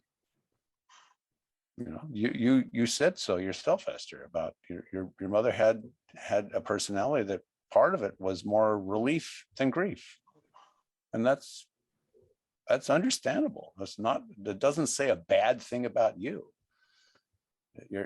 How you handle your grief, it does not necessarily say anything about your character. Your grief is a process. It's probably best not to interfere with it. Don't try to shorten it or anesthetize it with alcohol or drugs or work obsession or other behaviors that can become abusive or problematic. Although each person's grief is unique, there are some general patterns that the process can follow. Now, you listed those 7 steps. I'm not going to talk about that. That's a good model, but still, models are always guidelines. You know, they're not rigid. They're not the pirate. They're like the Pirate's Code. It's just more like guidelines. So, but generally, grief comes in waves. Big, long, frequent waves at first. Then over time, over days, weeks, or months, the waves gradually become smaller, shorter, less frequent. There will be triggers. Some are predictable, like anniversaries, birthdays, events that remind you of something, or they can be unexpected. They can be out of the blue. But the point of this wave idea is to just ride the waves when they come. When grief comes up, do whatever, to whatever extent you can, stop what you're doing and give it your attention. Honor it, respect it. Let it have its say. Let it stand on the stage and say its soliloquy. Let it sing its song. If tears come, let them come. If they don't, that's okay too. It doesn't say something about your character. whatever they may be, let the feelings come. There's going to be complicated, conflicting feelings. And then when your brief has had its say for the moment, it'll quietly walk off the stage. And it'll come back, but each time it comes back, if you have honored and respected it, and you've let it spend itself, it will begin to have less energy and have less to say each time. Other feelings, besides sadness, can often accompany grief. Anger, bitterness, anxiety, regret, guilt. And these can be directed toward different people, toward yourself, to the deceased person, angry at them, or other third persons. Let all that be okay. Just feel the feelings. They don't have to be rational or make sense. You can sort all that out over a long period of time. But as I said, grief is exhausting. You'll be tired, and you'll need and deserve assistance in getting those necessary things done. Like all the things you said, you sold your mom's house, you did all these things. It's daunting at first. But find a safe person or persons to talk to about all this. It can be a wise friend or a professional. Therapists are usually well trained to at least not do the don'ts I mentioned, but they can also offer skilled suggestions. And then you mentioned depression. Depression is an expected part of grief, but it comes to people in different ways, to different amounts, for different lengths of time. There's no should. There's just what's right for you. You can't, it's really hard to screw it up, except if you just try to drink yourself out of it. No, that's screwing it up. But it's hard to do it wrong. Just accept. But if the depression can slowly turn it into something that actually is problematic, if it really becomes chronic, if it becomes debilitating, and it can even become dangerous. And you need to respect that. And you need then to really ask for a professional's opinion. So those are my remarks about it just in general, but I wanted to know if you or anyone else have other things that can offer, that you guys can offer. In my grief, I also found that ritual helped. So yes, so like if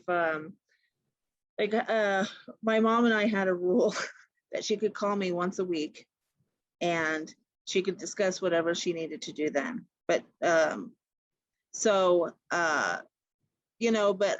even though I had a love-hate relationship with those calls, I miss them. Yeah. Because even though we had a very clear, hard set of boundaries in those rules, I still miss them. So a lot of times what I would do is I would write in a journal, and I would pretend I was having a conversation with my mother and write out what I thought her responses would be. So that's how I kind of dealt with that. That's good. That's good. Yeah. You invented this as a ritual. Yeah. That's very clever and wonderfully creative, and like I said, courageous. Mm-hmm. Not just shunning and just distracting. You're facing it and honoring it. That's great.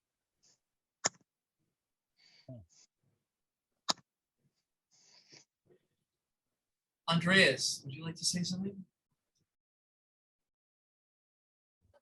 Oh, did I raise my hand by accident again? No, I'm nothing. You were snoring. No, I'm just kidding.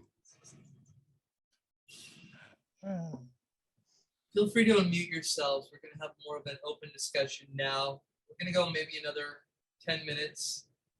Jeremy's presence is missed today because when Jeremy is here, he and I work really tight together to keep things tight. But he's taking care of his sick mother today, so it was a little less tight than I was hoping. But I was thinking about this, and this was great that Esther brought this up about including grief, especially because there was that, not looking at the proximity of geography and seeing that it was in attack on the United States, so this is the only terrorist attack that matters. But coming up in a few days is not just the anniversary of 9/11, it's also the 20th anniversary of 9/11.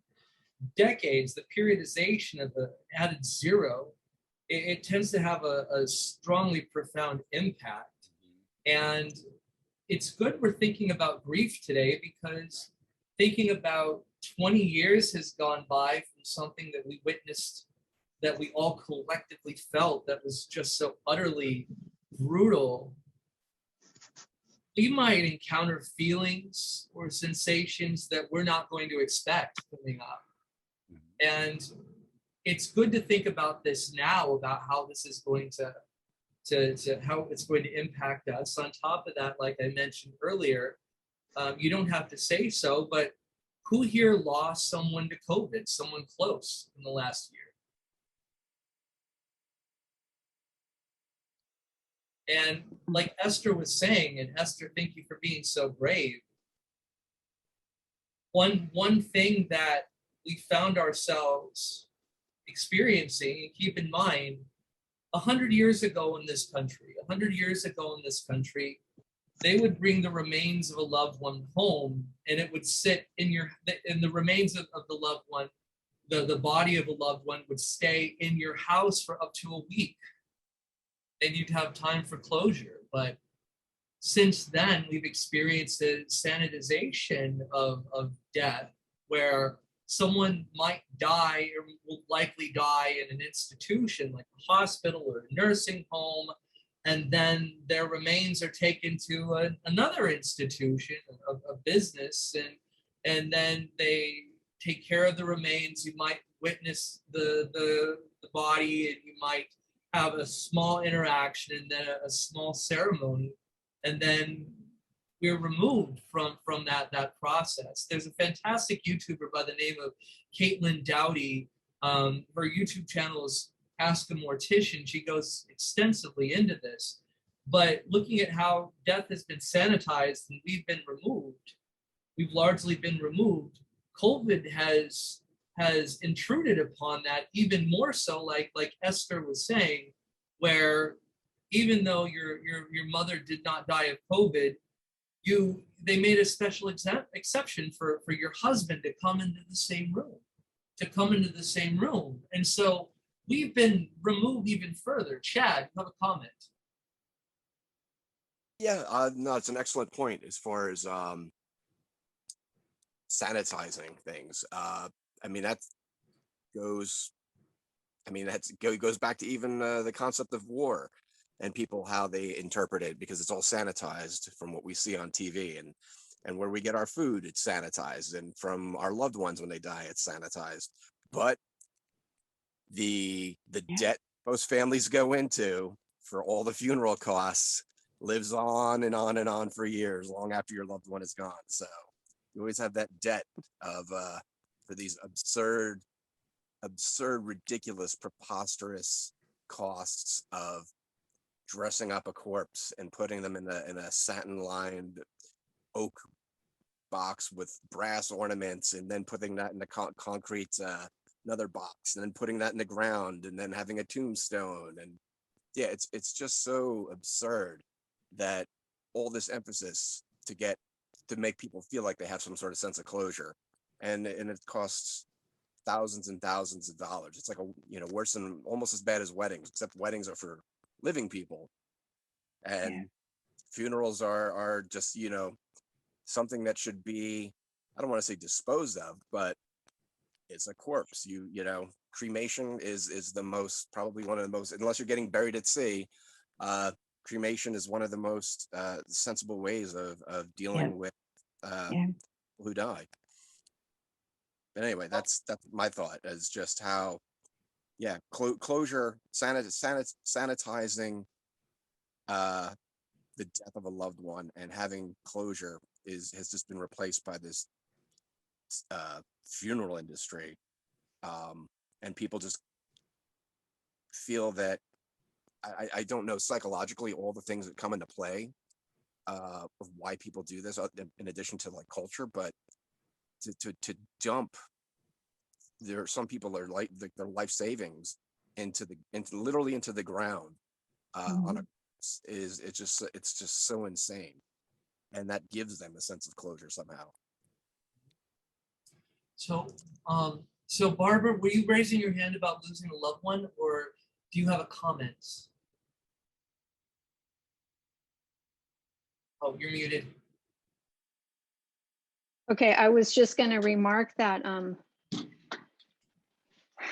we often grieve for people who are still alive, and so I refer to those as the absent other, and that could be a person who is substance addicted. It could be someone who has had a brain injury, and so they are their personality is altered. So the person that you were intimately close to isn't available to the relationship anymore. There are a lot of ways to feel that grief, and I think Jason, you were also referring to the grief we can feel around not just people, but the loss of situations, like, you know, if there's something that we used to do and love that we can't anymore because our partner can't do it anymore with us, or because we're unable, or because we lost our job and we were really connected to our career. So there are a lot of ways to find ourselves grieving even when someone hasn't died. I also wanted to follow up on the idea of the expense of funerals. That really sparked something in me. I have the same feeling about weddings. And I tend to suspect that all of those industries that make it so expensive are related to religion. Correct me if I'm wrong, but when I think about the humanists I know who have said goodbye to their loved ones, they have cremated them, they have dropped them in their ashes in the ocean, and this is the way my family has always done it.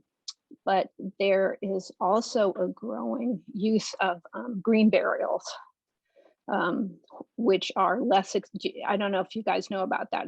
They're less expensive, and people prepare their loved one themselves for burial. And then there are places that are available where you can bury someone not in a coffin, and they can disintegrate like any other animal and replenish parts of the earth. So those are my comments. Thanks. Well, two quick things, and then Suzette, if that's the case, the greenest religious burial happens to be Zoroastrian. What? Is anyone familiar with the Zoroastrian funeral? Oh, yeah, no. Zoroastrian? No.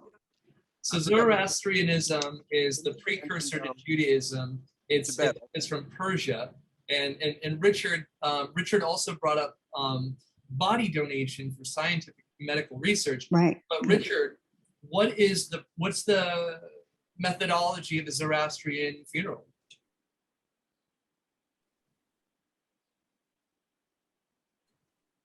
You're muted.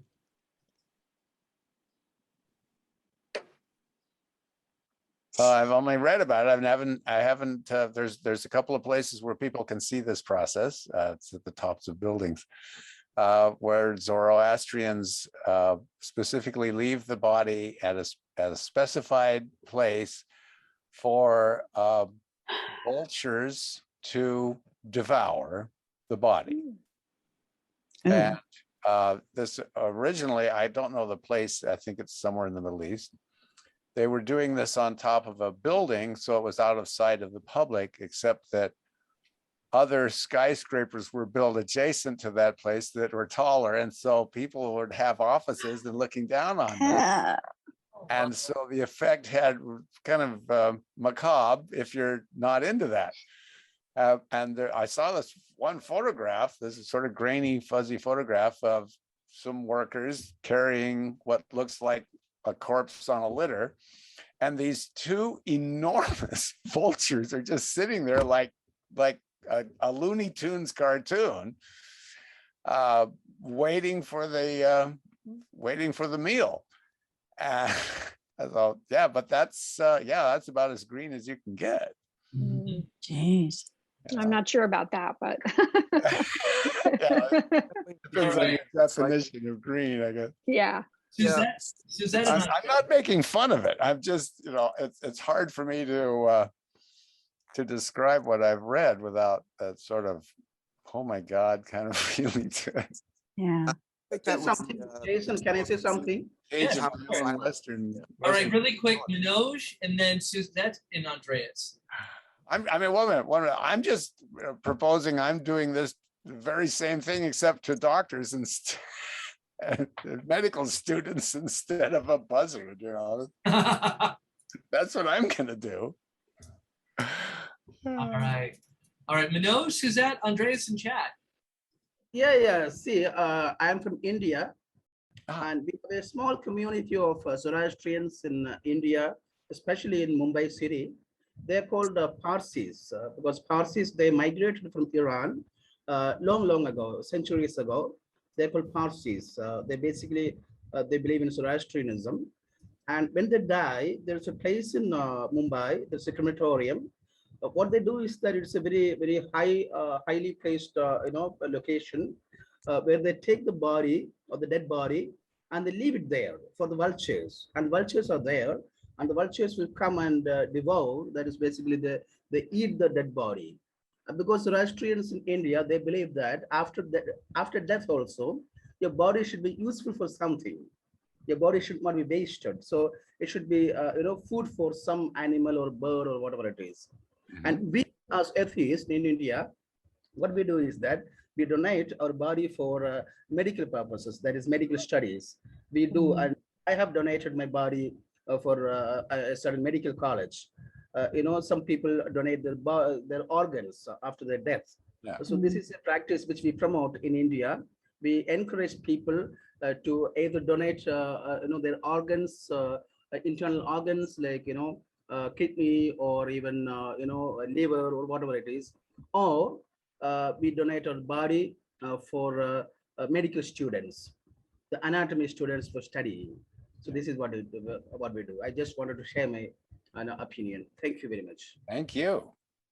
I hope you understand my accent because I'm from India. So, Very clear. Yeah. I don't know how many of you will understand my English. Oh, it's perfect. No difficult. Yeah. I hope you can No understand us through our accents. Yeah. Good boy. I can understand an American English because I love America. I love Britain. Thank you so much. All right, so Suzette, Andreas, and Chad.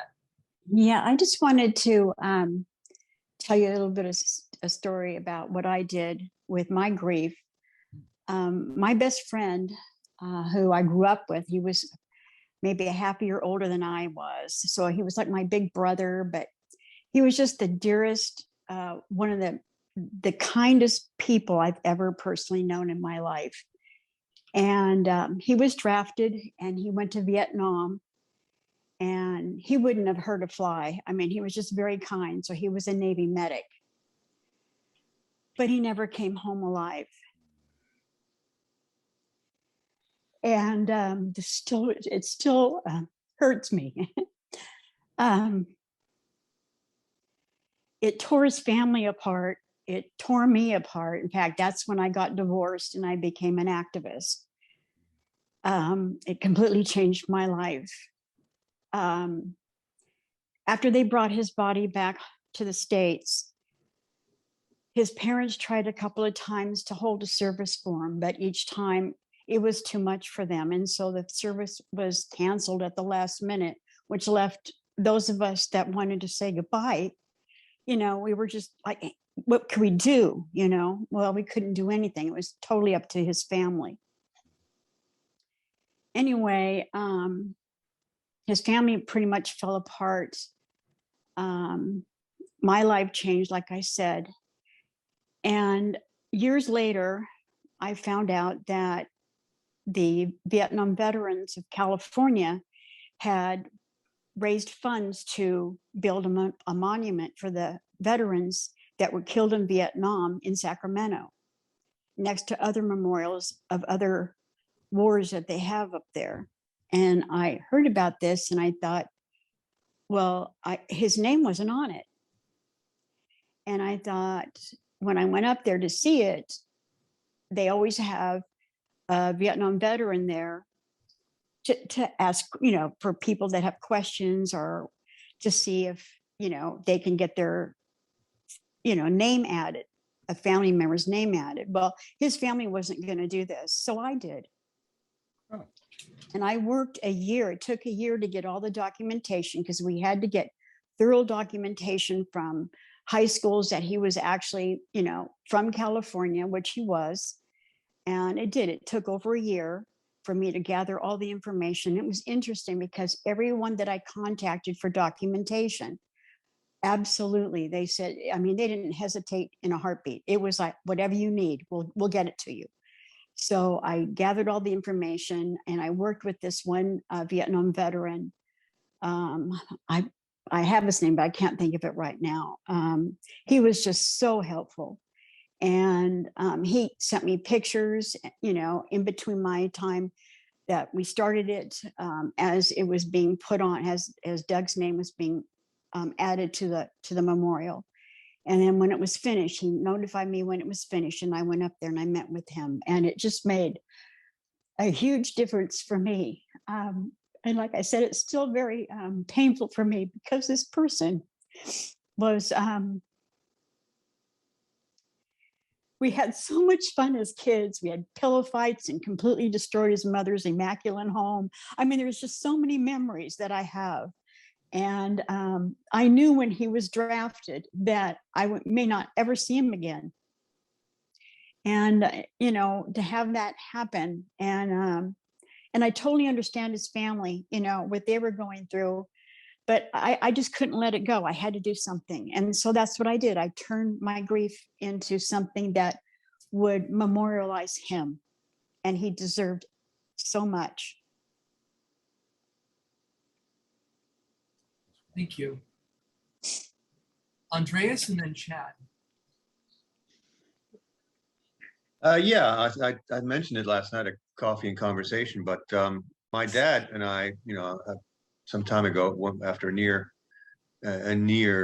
fatal incident a couple of years ago for my dad, we sat down and we went over everything and, will and everything. And what he decided to do was to sign up for this cremation service that will actually pick up the body, cremate and everything like that. And it's a total expense of about $5,000, and I would encourage, people to plan these kinds of things out as well, as they get older. I'm sure it won't make the grief of loss any less for me, but at least have, not giving the funeral industry vultures any business, and then not having the incertitude of what what am I going to do now, having that planned out. I think it was a very good move on his part.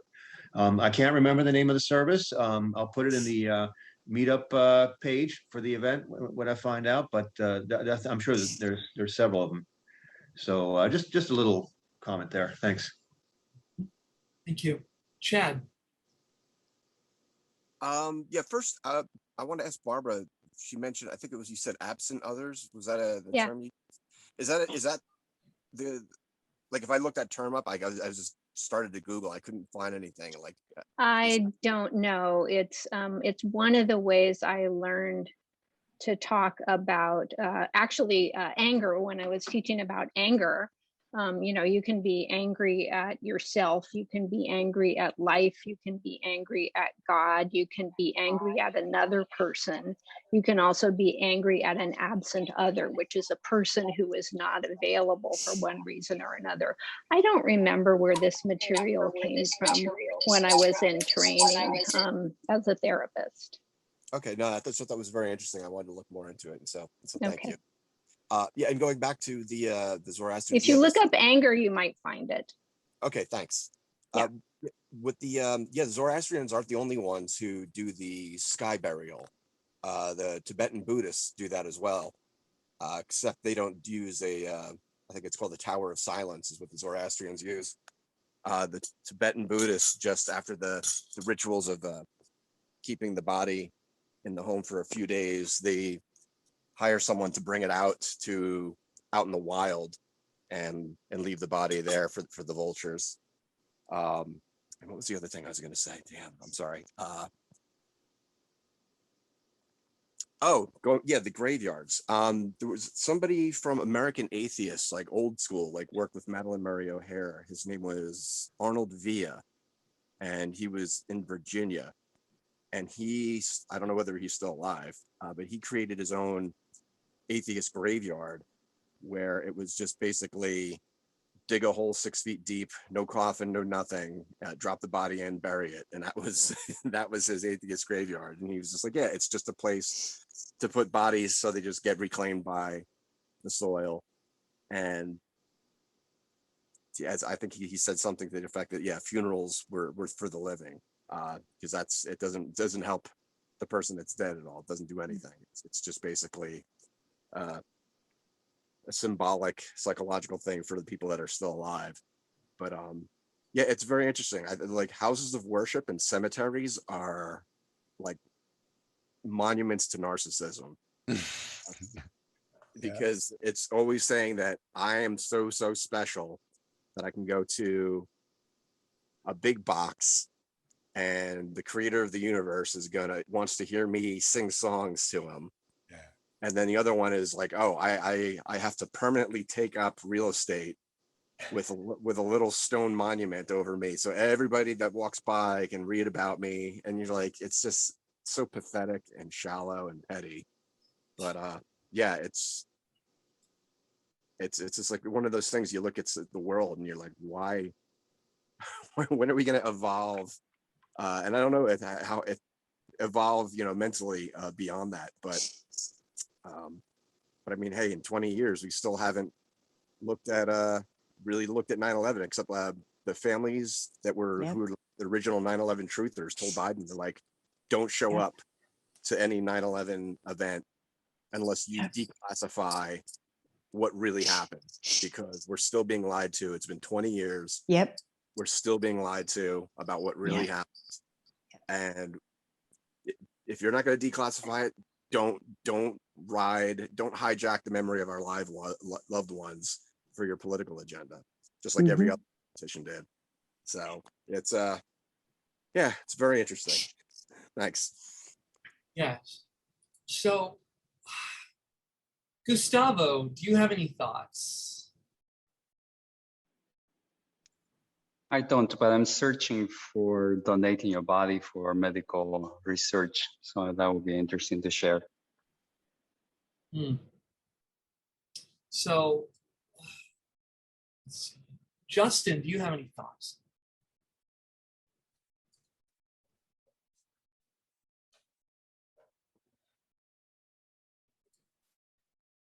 No, not really. Mike Lewis.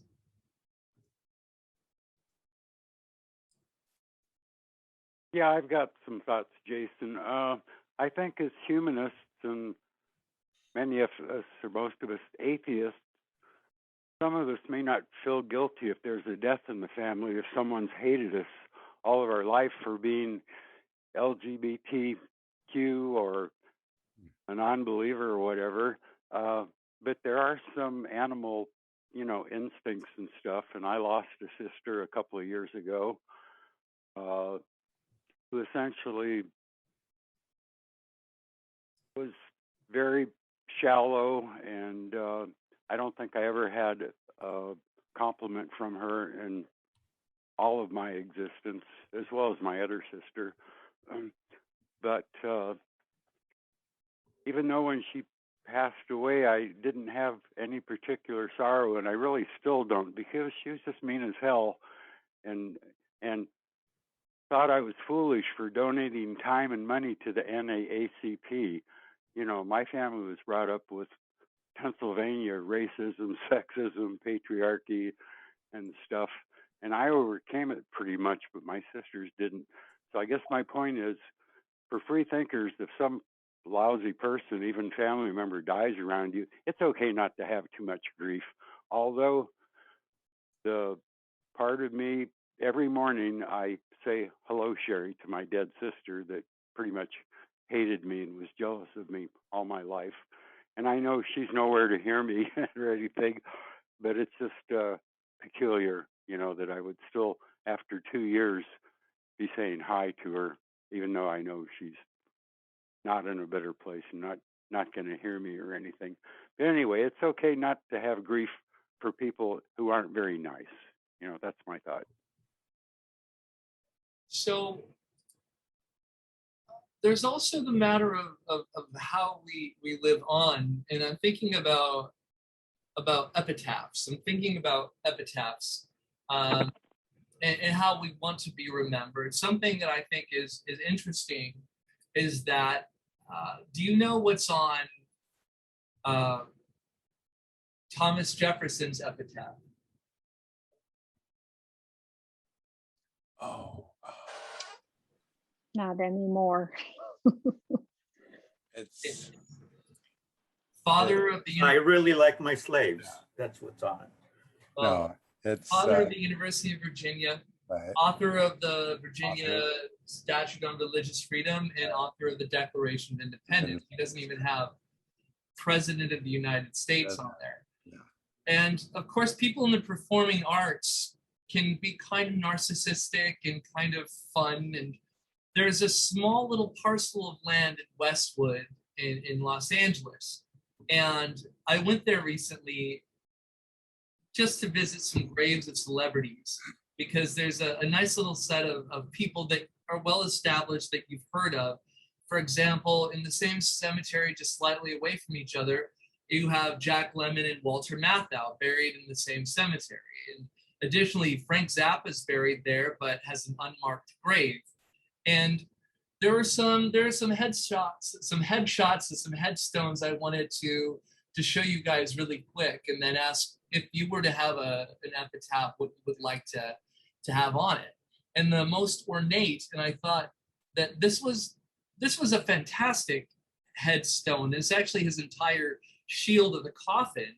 It just shows this person's personality and work. And that was Don Knotts. Oh, that's wild. Oh. And of course, who's Don Knotts? Well, you've probably seen most of these movies. Yeah, yeah. And of course, right there in the center. That's awesome. And Where's Mr. Furley? I don't know. But then, of course, check out right around the corner in that cemetery for Jackie Collins. Oh, wow. She gave a great deal of people a great deal of pleasure. And then right here, the reason it's a pink hue to it is because people have gone up and stained it with lipstick. Yeah. Hugh Hefner is buried right next or interred right next to Marilyn Monroe. Right. They're also born the same year. And Ray Bradbury, like I said, what would you like to be remembered by? And Fahrenheit 451. that's obviously what he saw as the most important work of his life. Mm-hmm. Additionally, I thought that was clever. I thought that was rather clever. The best one's for last, by the way. And of course, Billy Wilder. I just had to look up everything he did. You know, I know some of the things he wrote, but I had to look him up on Wikipedia. To find. But Billy Wilder, of course, he wrote ACO Hole, Stalag 17, Sabrina, Witness for the Prosecution, Love in the Afternoon, Spirit of St. Louis, 7 Year Itch, Some Like It Hot, The Apartment. Let's see what else. 1, 2, 3, and keep in mind also Jack Lemmon and Walter Matthau were in some of his work, and they're in there too. Fortune Cookie, Avanti, Front Page, Buddy Buddy. So, you know, I like this one. I'm a writer, but then no one's perfect. Rodney Dangerfield. Oh, I love this one.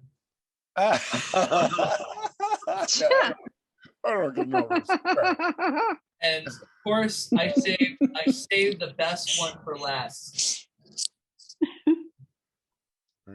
Will not be. And for Mike Lewis on the phone, Billy Wilder is I'm a writer, but then nobody's perfect. Rodney Dangerfield's epitaph reads, Yeah. There goes the neighborhood. And Yeah. and Suzette, would you do us the honor of reading Merv Griffin's epitaph? Oh my gosh. I will not be right back after this message.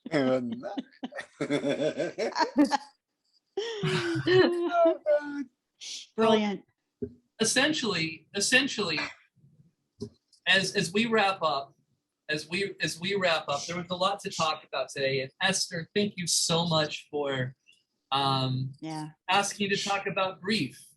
Today. Thank you for bringing that up. And it's important, and it ties together with the discussion on Afghanistan, because there's a lot of grieving people. We're also, every time that we wrap up a long-term project of some type, or we're involved in an enduring project of some type, at the end, there could be a sense of loss because we've been embroiled in something for so long.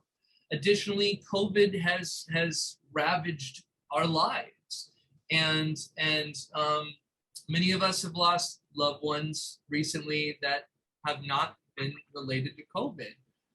Regardless, the point that I was trying to make is that we're social, and we do better when we're together, and that's one of the core facets of Humanism. And as you saw, I added everyone's little picture in like the Brady Bunch as we've been going on. So, any final comments, Esther, to wrap up your portion? No, just I just make sure that the one thing that I learned from my mother's death, especially from my mother's death, because I was the most active in it, is like Susan said, make sure that you have all your advances made out, and make sure that you are very clear with who's taking care of you, because the doctors really did try to take advantage of my emotional state in that situation to get me to go against my mother's wishes, based on probably their own personal whatever they thought of that. So that really made me mad, and and I know that it's probably not just an issue here. I know that's probably an issue in a lot of hospitals. So just make sure that all of that is taken care of, and who's ever taking care of it does it, because that's really important. Thank you so much. Richard, any last words? No, thank you for organizing this. I found the whole thing really interesting and helpful. Both sections were excellent. And again, thank you everyone for being with us today. And we like I said earlier, this event came together as a last minute insert for our Sunday time slot.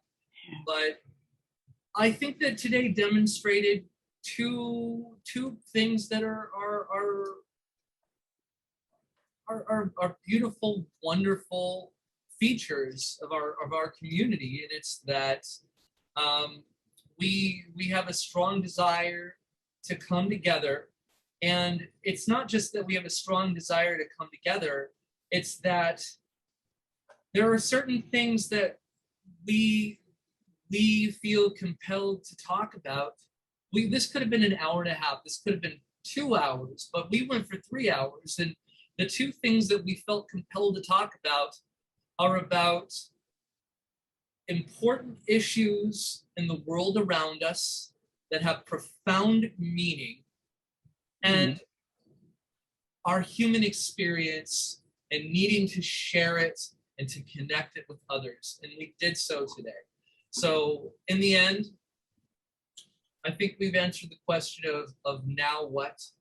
It's that we come together to be stronger as a group than we could otherwise alone. And like I said, that's the core impetus of humanism. Thank you so much for being with us today, and we'll see you next time. Yep. Thank you, Jason. Thank you.